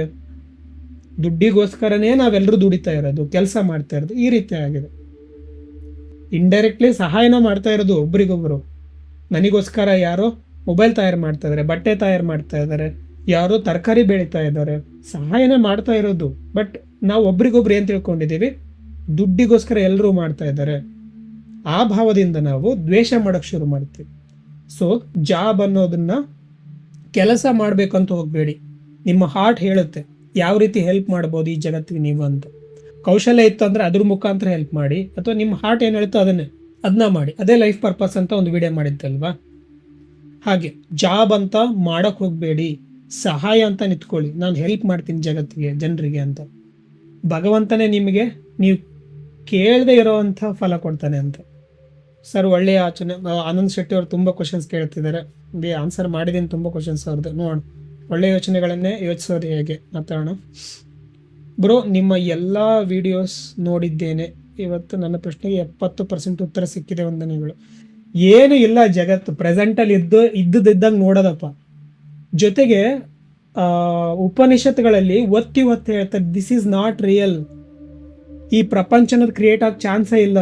ಪುರಂದರದಾಸರು ಹೇಳ್ತಾರೆ, ಒಂದು ಹಾಡಿದೆ ಅಲ್ವಾ, ಮುಳ್ಳು ಕೊನೆಯ ಮೇಲೆ 3 ಕೆರೆಯ ಕಟ್ಟಿ 2 ತುಂಬದು 1 ತುಂಬಲೇ ಇಲ್ಲ. ಮುಳ್ಳಿನ ತುದಿ ಇರುತ್ತಲ್ಲ ಅಷ್ಟು ಇಲ್ಲ ಈ ಬ್ರಹ್ಮಾಂಡ. ನಮಗೆ ಆ ರೀತಿ ಪ್ರೊಜೆಕ್ಟ್ ಆಗಿದೆ ಅಷ್ಟೇ. ಸ್ಪೇಸ್ ಅನ್ನೋದಿಲ್ಲ, ಟೈಮ್ ಅನ್ನೋದಿಲ್ಲ. ಸೊ ಅದಕ್ಕೆ ಈ ಮುಂಚೆ ಇರೋ ಕೋರ್ ವೀಡಿಯೋಸ್ಗಳನ್ನು ನೋಡಿ ಡೀಟೇಲ್ ಆಗಿ. ಯಾಕೆ ಅಂತಂದರೆ ನೀವು ಯಾವುದೇ ವೀಡಿಯೋಗಳನ್ನ ನೋಡಿದೆ ಡೈರೆಕ್ಟಾಗಿ ಲೈವ್ ನೋಡಿದ್ರೂ ಅರ್ಥ ಆಗಲ್ಲ. ಯಾವುದಾದ್ರು ಒಂದೆರಡು ವೀಡಿಯೋ ಅರ್ಧಂಬರ್ಧ ನೋಡಿದ್ರೂ ಕೂಡ ನಾನು ಯಾವುದ್ರ ಬಗ್ಗೆ ಮಾಡ್ತಾ ಇರ್ತಿದ್ದೀನಿ ಅಂತ ಅರ್ಥ ಆಗೋದಿಲ್ಲ. ಮೊದಲಿಂದ ಬಂದರೆ ನಿಮಗೆ ಅರ್ಥ ಆಗುತ್ತೆ. ಪ್ರಶಾಂತ್ ಬಿ ಸರೆಂಡರ್ ಬಗ್ಗೆ ಹೇಳಿ. ನಾನು ಸರೆಂಡರ್ ಆದೆ ಅಂತ ಹೇಳ್ತಾನೆ ಇದ್ದೀನಲ್ವ ಮುಂಚೆಯಿಂದ. ನಾಲೆಡ್ಜ್ ಗೇನ್ ಮಾಡ್ತಾ ಇದ್ದೆ. ಆಮೇಲೆ ಇಂಜಿನಿಯರ್ ಅಂತ ಅಂದ್ಕೊಂಡಿದ್ದೆ. ಮೆಕ್ಯಾನಿಕಲ್ ಇಂಜಿನಿಯರ್ ಜಾಣ, ಮೆರಿಟ್ ಸ್ಟೂಡೆಂಟು, ಕ್ಯಾಂಪಸಲ್ಲಿ ಸೆಲೆಕ್ಟ್ ಆಯಿತು, ಸ್ಯಾಲ್ರಿ ಇದೆ, ನಾನು ಜೀವನದಲ್ಲಿ ಸಾಧನೆ ಮಾಡಬೇಕು, ಪ್ರಪಂಚದಲ್ಲಿ ಮುಳುಗಿ ಹೋಗಿದ್ದೆ ನಾರದ್ರ ಥರ. ಸೊ ಯಾವಾಗ ನನಗೆ ಸ್ಟ್ರೆಸ್ ಜಾಸ್ತಿ, ಇಲ್ಲೆಲ್ಲ ನನಗೆ ಕಾಣಿಸ್ತಾ ಇರ್ಬೇಕು ನಿಮಗೆ, ಇವೆಲ್ಲ ಸ್ಟ್ರೆಸ್ಸಿಂದ ಆಗಿರೋ ಅಂಥದ್ದು ನೆಲಸ್ಮ ಅಂತ ಕರೀತಾರೆ. ಸ್ಟ್ರೆಸ್ ಜಾಸ್ತಿ ಆಯ್ತು, ನನಗೆ ಆರೋಗ್ಯ ಕೆಡ್ತಾ ಹೋಯಿತು, ಕಪ್ಪಾಗಿಬಿಟ್ಟಿದ್ದೆ ನಾನು ಪೂರ್ತಿ. ಸೊ ಫುಲ್ ಸರೌಂಡಿಂಗ್ ಎಲ್ಲ ಕೆಟ್ಟವರೇ ಕಾಣಿಸ್ತಾ ಇದ್ದಾರೆ, ನೆಗೆಟಿವ್ ಎನರ್ಜಿ ಅದು ಇದು ಏನೇನೋ ಬರ್ತಾ ಇದೆ, ಎಲ್ಲ ಹುಚ್ಚು. ಸೊ ಆ ಟೆಕ್ನಿಕ್ಸು, ಅದು ಕುಂಡಲಿನಿ ಆಕ್ಟಿವೇಶನ್ ಅಂತ ಏನೇನೋ ಟ್ರೈ ಮಾಡಿದ್ದೀನಪ್ಪ. ಸೊ ಬುಕ್ಕಲ್ಲಿ ಓದ್ರೂ ನನಗೆ ಅರ್ಥ ಆಗ್ತಾ ಇಲ್ಲ. ಉಪನಿಷತ್ತುಗಳನ್ನ ಓದ್ತಾನೆ 2-3 ಸರಿ ತಿಳ್ಕೊಳ್ತಾನೆ ಇದ್ದೀನಿ, ನೆವರ್ ಎಂಡಿಂಗ್ ಇದು. ಅದಕ್ಕೆ ಜ್ಞಾನ ಅನ್ನೋದನ್ನ ಹೊರಗಡೆ ಹುಡುಕ್ಬೇಡಿ, ಅರಿವಿನ ಜ್ಯೋತಿ ನೀವೇ ಸ್ವತಃ ಯೋಚನೆ ಮಾಡೋಕ್ಕೆ ಶುರು ಮಾಡಿ. ಇದೆಲ್ಲ ಹೆಂಗೆ ಕ್ರಿಯೇಟ್ ಆಗಿರ್ಬೋದು? ಉತ್ತರ ಸಿಗಲೇ ಇಲ್ಲ ಅಂದಾಗ ಇಂಟರ್ನೆಟ್ ಇದೆ, ಮೂವ್ ಆನ್. ಗುರುಗಳಿದೆ, ನಮ್ಮಂಥವ್ರು ಅರ್ಧಂಬರ್ಧ ತಿಳ್ಕೊಂಡವರು ಇದ್ದಾರೆ, ಅಥವಾ ತುಂಬ ಮಹಾನ್ ವ್ಯಕ್ತಿಗಳಿದ್ದಾರೆ, ಅವರು ಪ್ರವಚನಗಳಿದ್ರೆ ಸಾಕು, ನೀವು ಎಷ್ಟೋ ವಿಚಾರಗಳು ಕ್ಲಾರಿಫೈ ಆಗುತ್ತೆ. ಸಿಂಪಲಾಗಿ ಡೈರೆಕ್ಟಾಗಿ ಆನ್ಸರ್ ಮಾಡ್ಬೋದು ದೆವ್ವ ಇದನ್ನ ಇಲ್ಲ ಅಂತ, ಬಟ್ ಆ ಥರ ನೇರವಾಗಿ ಹೇಳೋಕ್ಕಾಗೋದಿಲ್ಲ. ಸತ್ಯ ಅನ್ನೋದು ಸ್ವಲ್ಪ ಸಪ್ಪೆ ಇರುತ್ತೆ, ಕಹಿ ಇರುತ್ತೆ. ಅದಕ್ಕೆ ಒಂದು ವಿಡಿಯೋಗಳನ್ನ ಮಾಡ್ತೀನಿ ಮುಂದೆ. ಓಕೆ, ವಿಜಯಕುಮಾರ್ ಫೋಬಿಯಾ ಬಗ್ಗೆ ಹೇಳಿ. ಭಯ, ಸೊ ಹೇಳಿದ್ನಲ್ಲ, ಭಯ ಯಾವ ಕಡೆಯಿಂದನಾದರೂ ಬರ್ಬೋದು. ಈಗ ಸುಮ್ಮನೆ ಚೆನ್ನಾಗಿ ಜೀವನ ನಡೀತಾ ಇರುತ್ತೆ ನಿಮ್ಮದು, ಬುಡುಕಿಯವ್ರು ಬರ್ತಾ ಇದ್ರು ಅವಾಗ, ಸುಮ್ಮನೆ ಎಲ್ಲ ಚೆನ್ನಾಗಿ ನಡೀತಂದ್ರೆ ಹೆದರಿಸ್ಬಿಡೋದು. ತಾಯಿ ಹೇಳ್ತಾಳೆ ನಿಮ್ಮ ಮನೆಯಲ್ಲಿ ಏನಾದರೂ ಒಂದು ತೊಂದರೆ ಆಗುತ್ತೆ ಅಂತ ಹೇಳ್ತಾಳೆ, ಇವರು ಸುಮ್ಮನೆ ಚೆನ್ನಾಗೇ ಇರ್ತಾರೆ, ಭಯ ಪಡೋ ಶುರು ಆಗೋದು. ಇದನ್ನೇ ಹೇಳೋದು, ಕಲ್ಪನೆಯಲ್ಲೇ ಇಲ್ಲದೆ ಇರೋಂಥ ಪ್ರಾಬ್ಲಮ್ಸ್ನ ಕ್ರಿಯೇಟ್ ಮಾಡಿ ನಿಮ್ಮನ್ನು ನಂಬಿಸಿ ಕಲ್ಪನೆಯಲ್ಲೇ ಪರಿಹಾರ ಕೊಡ್ತಾರೆ ನಿಮಗೆ. ಏನೋ ಒಂದು ನಿಂಬೆಹಣ್ಣು ಒಂದು ಪೂಜೆ ಮಾಡೋ ಮುಖಾಂತರ ಹೋಯ್ತು, ಎಲ್ಲಿಂದ ನಿಮ್ಮ ಪ್ರಾಬ್ಲಮ್ ಸಾಲ್ವ್ ಆಯಿತು, ಈ ಥರ ನಂಬಿಸ್ತಾರೆ, ದುಡ್ಡು ಮಾಡ್ಕೊತಾರೆ. ಸೊ ಫೋಬಿಯಾ ಅನ್ನೋದು ಭಯ ಎಲ್ಲಿಂದನಾದ್ರು ಬರ್ಬೋದು, ನಾನೇ ತುಂಬೋದು ನಿಮಗೆ. ಸೊ ನೀವೆಲ್ಲರಿಗೂ ಕಿವಿ ಕೊಟ್ಕೊಂಡು ತರ್ಕ ಮಾಡಲಿಲ್ಲಂಗೆ ಅದನ್ನು ಲಿಟ್ರಲಿ ತೊಗೊಂಡ್ಬಿಟ್ರೆ, ಸೊ ಈ ಥರ ಸುಳ್ಳುಗಳನ್ನು ಹೇಳಿರ್ಬೋದಲ್ವ ನಾನು ನಿಮಗೆ. ಸೊ ಅದಕ್ಕೆ ನೀವು ತರ್ಕ ಮಾಡಿ ನಿಮ್ಮೊಳಗಡೆ ಯಾವ್ದು ಸುಳ್ಳು ಯಾವ್ದು ನಿಜ ಅಂತ. ಜೀವನದಲ್ಲಿ ಸರ್ವೈವಲ್ ಭಯನೇ ನಿಮಗೆ ಇದಕ್ಕೆಲ್ಲ ಕಾರಣ. ಆಲ್ಮೋಸ್ಟ್ ಈ ಬಾಡಿನ ಸರ್ವೈವ್ ಮಾಡಬೇಕು, ನಾನು ಬದುಕಬೇಕು, ಆ ಭಯನೇ ನಿಮಗೆ ಇಷ್ಟೊಂದು ಹೆದರ್ಸ್ತಾ ಇರೋದು. ಆರೋಗ್ಯದ ಭಯ, ನಾಳೆ ಭಯ, ಈ ಯೋಚನೆಗಳ ಭಯನೇ ಜಾಸ್ತಿ ಕಾಡ್ತಿದೆ. ನಿಮ್ಮ ಯೋಚನೆಗಳನ್ನೇ ನಿಮಗೆ ಇಲ್ಲಿ ನಿಲ್ಸೋಕೆ ಗೊತ್ತಿಲ್ಲ ಅನ್ನೋದೇ ಹೆಚ್ಚಿನವ್ರ ಕ್ವಶನ್ಸ್ ಅಲ್ವಾ. ಸೊ ಅದ್ರ ಬೇರ್ನ ಹುಡುಕ್ಬೇಕು ನಾವು. ಮುಂಚೆ ಹಂಗೆ ಹೇಳ್ತೀನಿ, ನಾನು ಜೀವನ ಹೇಗೆ ಮಾಡ್ತಾ ಇದ್ದೆ ಅಂದರೆ, ತುಂಬ ಸ್ಟ್ರಿಕ್ಟಾಗಿದ್ದೆ, ತುಂಬ ಸೀರಿಯಸ್ ಇದ್ದೆ, ಟೈಮ್ ಊಟ ಮಾಡಬೇಕು ಅಂತ ಇದ್ದೆ, ಟೈಮ್ ಮಲಗಬೇಕು. ಸೊ ಕಂಪ್ನಿಲಿದ್ದಾಗಲೂ ಅದೇ ಥರ ಅಲ್ವಾ, ಬೆಲ್ ಹೊಡಿತು 1 ಗಂಟೆಗೆ ಅಲ್ಲಿ ಊಟ ಮಾಡ್ಬೇಕಂದ್ರೆ 1 ಗಂಟೆ ಬೆಲ್ ಹೊಡೆದ ತಕ್ಷಣ ಹೋಗ್ಬೇಕು, ನಾನು ಹಸಿವಿರಲಿ ಬಿಡಲಿ, ಟೈಮ್ ನೋಡಿ ಊಟ ಮಾಡ್ತಾ ಇದ್ದೆ. ಯಾವ ಪ್ರಾಣಿನೂ ಮಾಡಲ್ಲ, ಮನುಷ್ಯ ಒಬ್ಬ ಮಾಡೋದು ಈ ತಪ್ಪನ. ಹಸಿವಾದಾಗ ಮಾಡ್ಬೇಕು ಆ್ಯಕ್ಚುಲಿ ನಾವು. ಆರೋಗ್ಯ ನಮ್ಮ ಬಾಡಿನೇ ಕೇಳುತ್ತೆ ಯಾವ ಟೈಮಿಗೆ ಏನು ಮಾಡಬೇಕು ಅಂತ, ಹಾಗೆ. ಸೊ ಟೈಮ್ ನೋಡಿ ಊಟ ಮಾಡೋದು, ಟೈಮ್ ನೋಡಿ ಮಲಗೋದು, ಟೈಮ್ ನೋಡಿ ಅಲಾರಾಮ್ ಇಟ್ಕೊಂಡು ಹೇಳೋದು, ಸ್ಟ್ರೆಸ್ಡ್ ಲೈಫು, ದುಡ್ಡು ಮಾಡಬೇಕು, ಸಾಧನೆ ಮಾಡಬೇಕು, 1 ಕೋಟಿ ಮಾಡಬೇಕು, ನನ್ನ ತಂದೆ ತಾಯಿ ಚೆನ್ನಾಗಿ ನೋಡ್ಕೋಬೇಕು. ಮುಳುಗಿ ಹೋಗ್ಬಿಟ್ಟಿದ್ದೆ, ₹1 ಕೂಡ ಇಡೋಕ್ಕಾಗ್ತಾ ಇರಲಿಲ್ಲ. ಬೆಂಗಳೂರಿನಲ್ಲಿ ಕಲರ್ ರೈಸ್ ತಿನ್ನೋದು, ಆರೋಗ್ಯ ಕೆಡ್ಸ್ಕೊಳೋದು, ಕಂಪ್ನಿಲಿ ಏನಾಗ್ತಾರೋ ದಿನಾಲು ಅದನ್ನೇ ತಿನ್ನೋದು, ಒಂದು ಪ್ರೀತಿಯಿಂದ ಮಾಡಿರಲ್ಲ ಅವರು, ಸೊ ಅದನ್ನು ತಿನ್ನೋವಂಥದ್ದು ಹೆಚ್ಚಾಗಿ. ಹೋಟೆಲ್ಗಳಲ್ಲಿ ತಿನ್ನೋದು, ಹೋಟೆಲ್ಗಳಲ್ಲಿ ಯಾಕೆ ತಿಂದರೆ ನಾವು ಏಳಿಗೆ ಆಗಲ್ಲ, ಆರೋಗ್ಯ ಕೆಡುತ್ತೆ ಅಂತಂದರೆ ಪ್ರೀತಿಯಿಂದ ಮಾಡಲ್ಲ ಅವರು. ಹೆಚ್ಚಾಗಿ ಹೇಳ್ತಿದ್ದೀನಿ, ದುಡ್ಡಿನ ಆಸೆಯಿಂದ, ಬೇರೆ ಉದ್ದೇಶದಿಂದ ಮಾಡಿದಾಗ ಏನಾಗುತ್ತೆ, ಈ ಒಂದು ಎವಿಡೆನ್ಸ್ ನೋಡಿದ್ವಲ್ಲ, ಯಾವುದು ಮಸಾರೋ ಇಮೋಟೋ ಅಂತ, ಹೆಂಗೆ ಈ ಫುಡ್ ಮಾಲಿಕ್ಯೂಲ್ಸ್ ಚೇಂಜ್ ಆಗ್ಬೋದು ನಮ್ಮ ಭಾವನೆಗಳ ಮುಖಾಂತರ ಅಂತ. ಆ ರೀತಿ ತುಂಬ ಈಗ ಮೆಜೆಸ್ಟಿಕಲ್ಲಿ ಯಾರಾದರೂ ನಾನು ಯಾವತ್ತಾದ್ರೂ ತಿಂದರೆ ನನಗೆ ಒಂಥರ ಪ್ರಾಬ್ಲಮ್ ಆಗಿಬಿಡುತ್ತೆ, ಅದು ಹೊಟ್ಟೆಲಿ ನಿಲ್ಲೋದೇ ಇಲ್ಲ. ಅದು ಯಾವತ್ತೋ 1-2 ಸರಿ ತಿಂದೇನೆ, 2 ಸರಿನೂ ಹಂಗಾಗಿದೆ. ಸೊ ಯಾಕೆ ಹಾಗೆ? ಅದೇ ಒಳ್ಳೆ ಹೋಟ್ಲಲ್ಲಿ ತಿಂದರೆ ಸ್ವಲ್ಪ ಪರವಾಗಿಲ್ಲ, ತಾಯಿ ಮಾಡಿದ್ದು ತಿಂದರೆ ಎಷ್ಟು ರುಚಿ ಅನಿಸುತ್ತೆ, ಎಷ್ಟು ಆರೋಗ್ಯಕ್ಕೆ ಬೆಳಿತೀವಿ. ಪ್ರತಿದಿನ ಹೋಟ್ಲಲ್ಲಿ ತಿನ್ನಿ, ಕಡ್ಡಿ ಥರ ಆಗಿದ್ದೆ. ಸೊ ಇವೆಲ್ಲ ಎಕ್ಸಾಂಪಲ್ಸು. ನಮ್ಮ ಭಾವನೆ ಅನ್ನೋದು ನಮ್ಮ ಪ್ರಪಂಚನ ಹೇಗೆ ಕ್ರಿಯೇಟ್ ಮಾಡುತ್ತೆ ಅಂತ.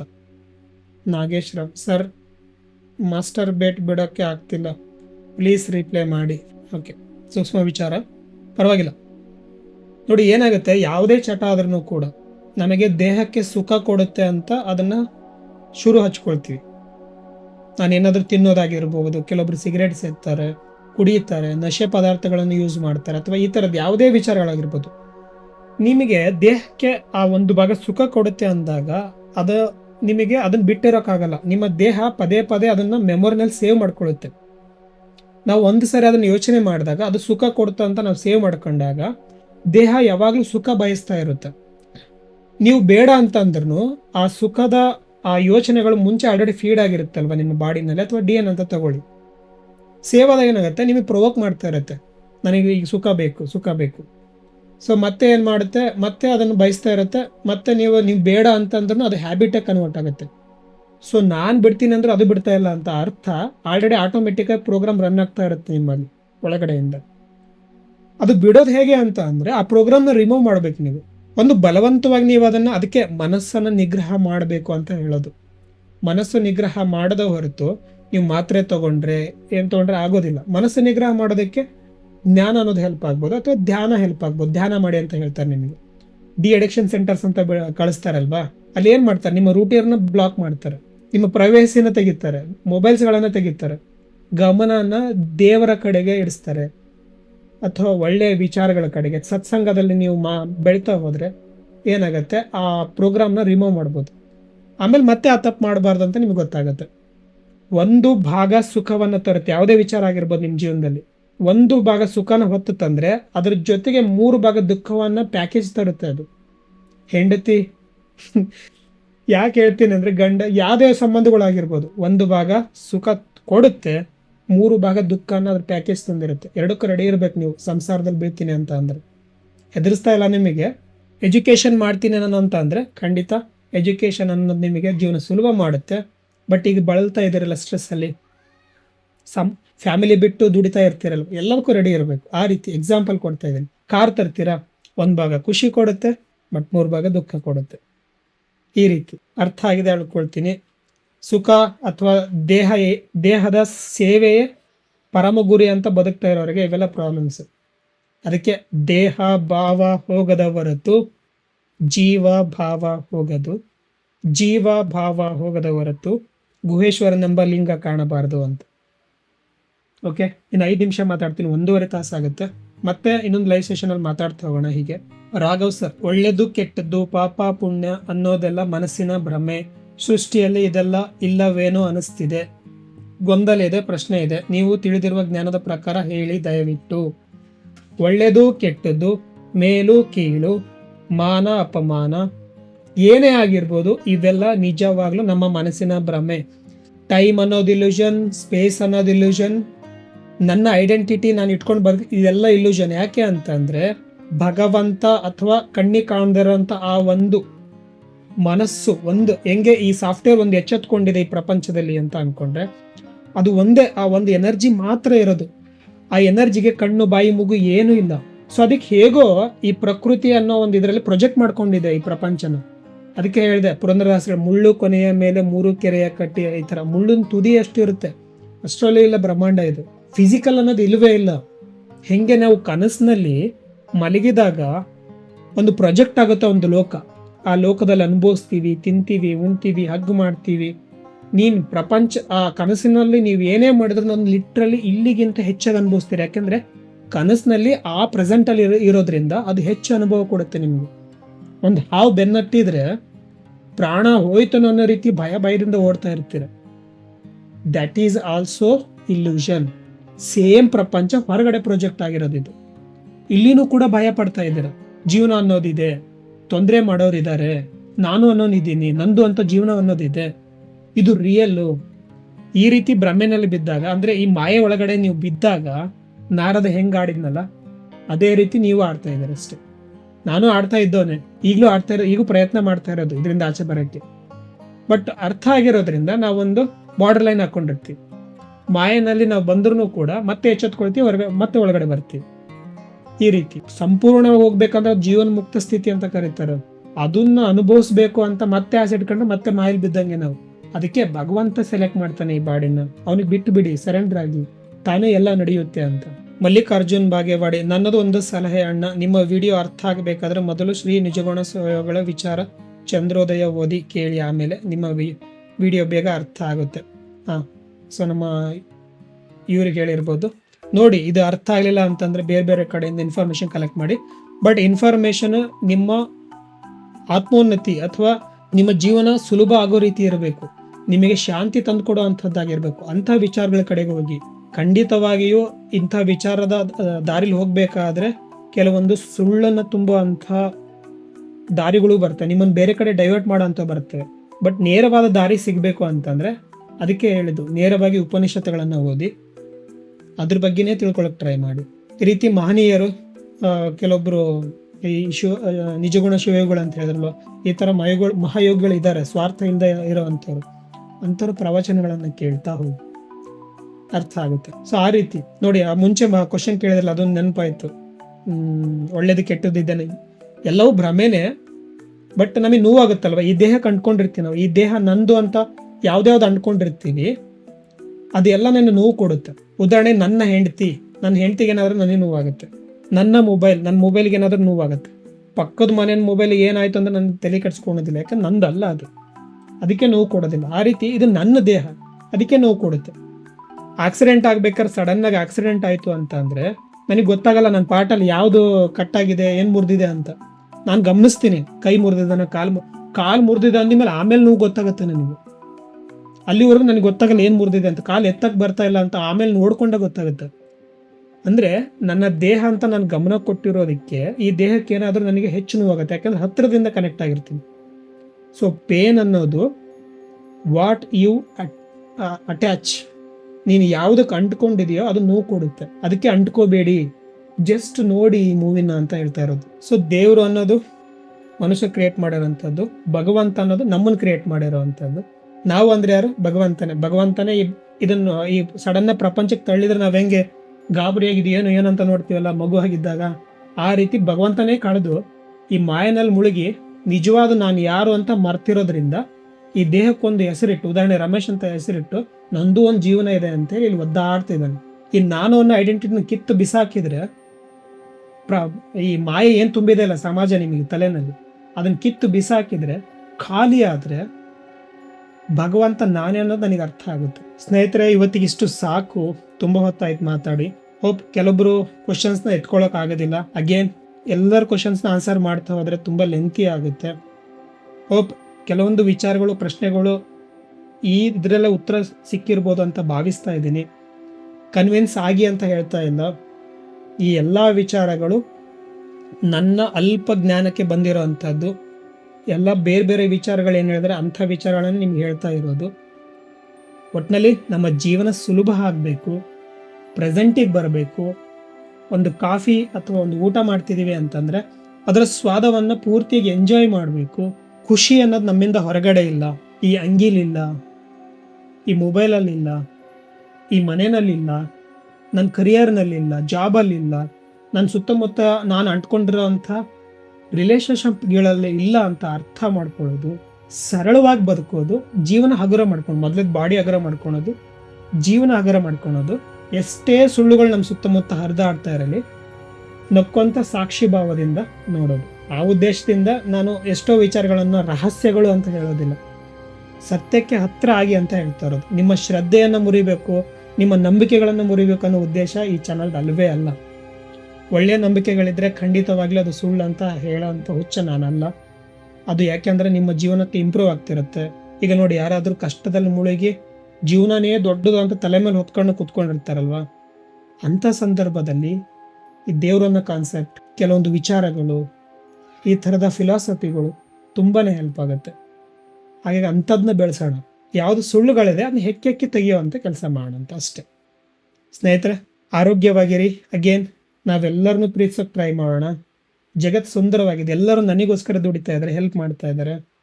ನನ್ನ ಜೀವನ ಸುಂದರ ಆಗಿರೋದಕ್ಕೆ ಯಾರೆಲ್ಲ ಕಾರಣ ಇದ್ದಾರೆ ಅವರಿಗೆಲ್ಲ ಧನ್ಯವಾದ ಹೇಳೋಣ. ನಾನೇ ಭಗವಂತ, ನಾನು ಕ್ರಿಯೇಟ್ ಮಾಡ್ತಾರಂಥ ಪ್ರಪಂಚವನ್ನು ಎಂಜಾಯ್ ಮಾಡೋಣ ಅಂತ ಹೇಳ್ತಾ ಮತ್ತೆ ಸಿಗೋಣ. ನಮಸ್ಕಾರ.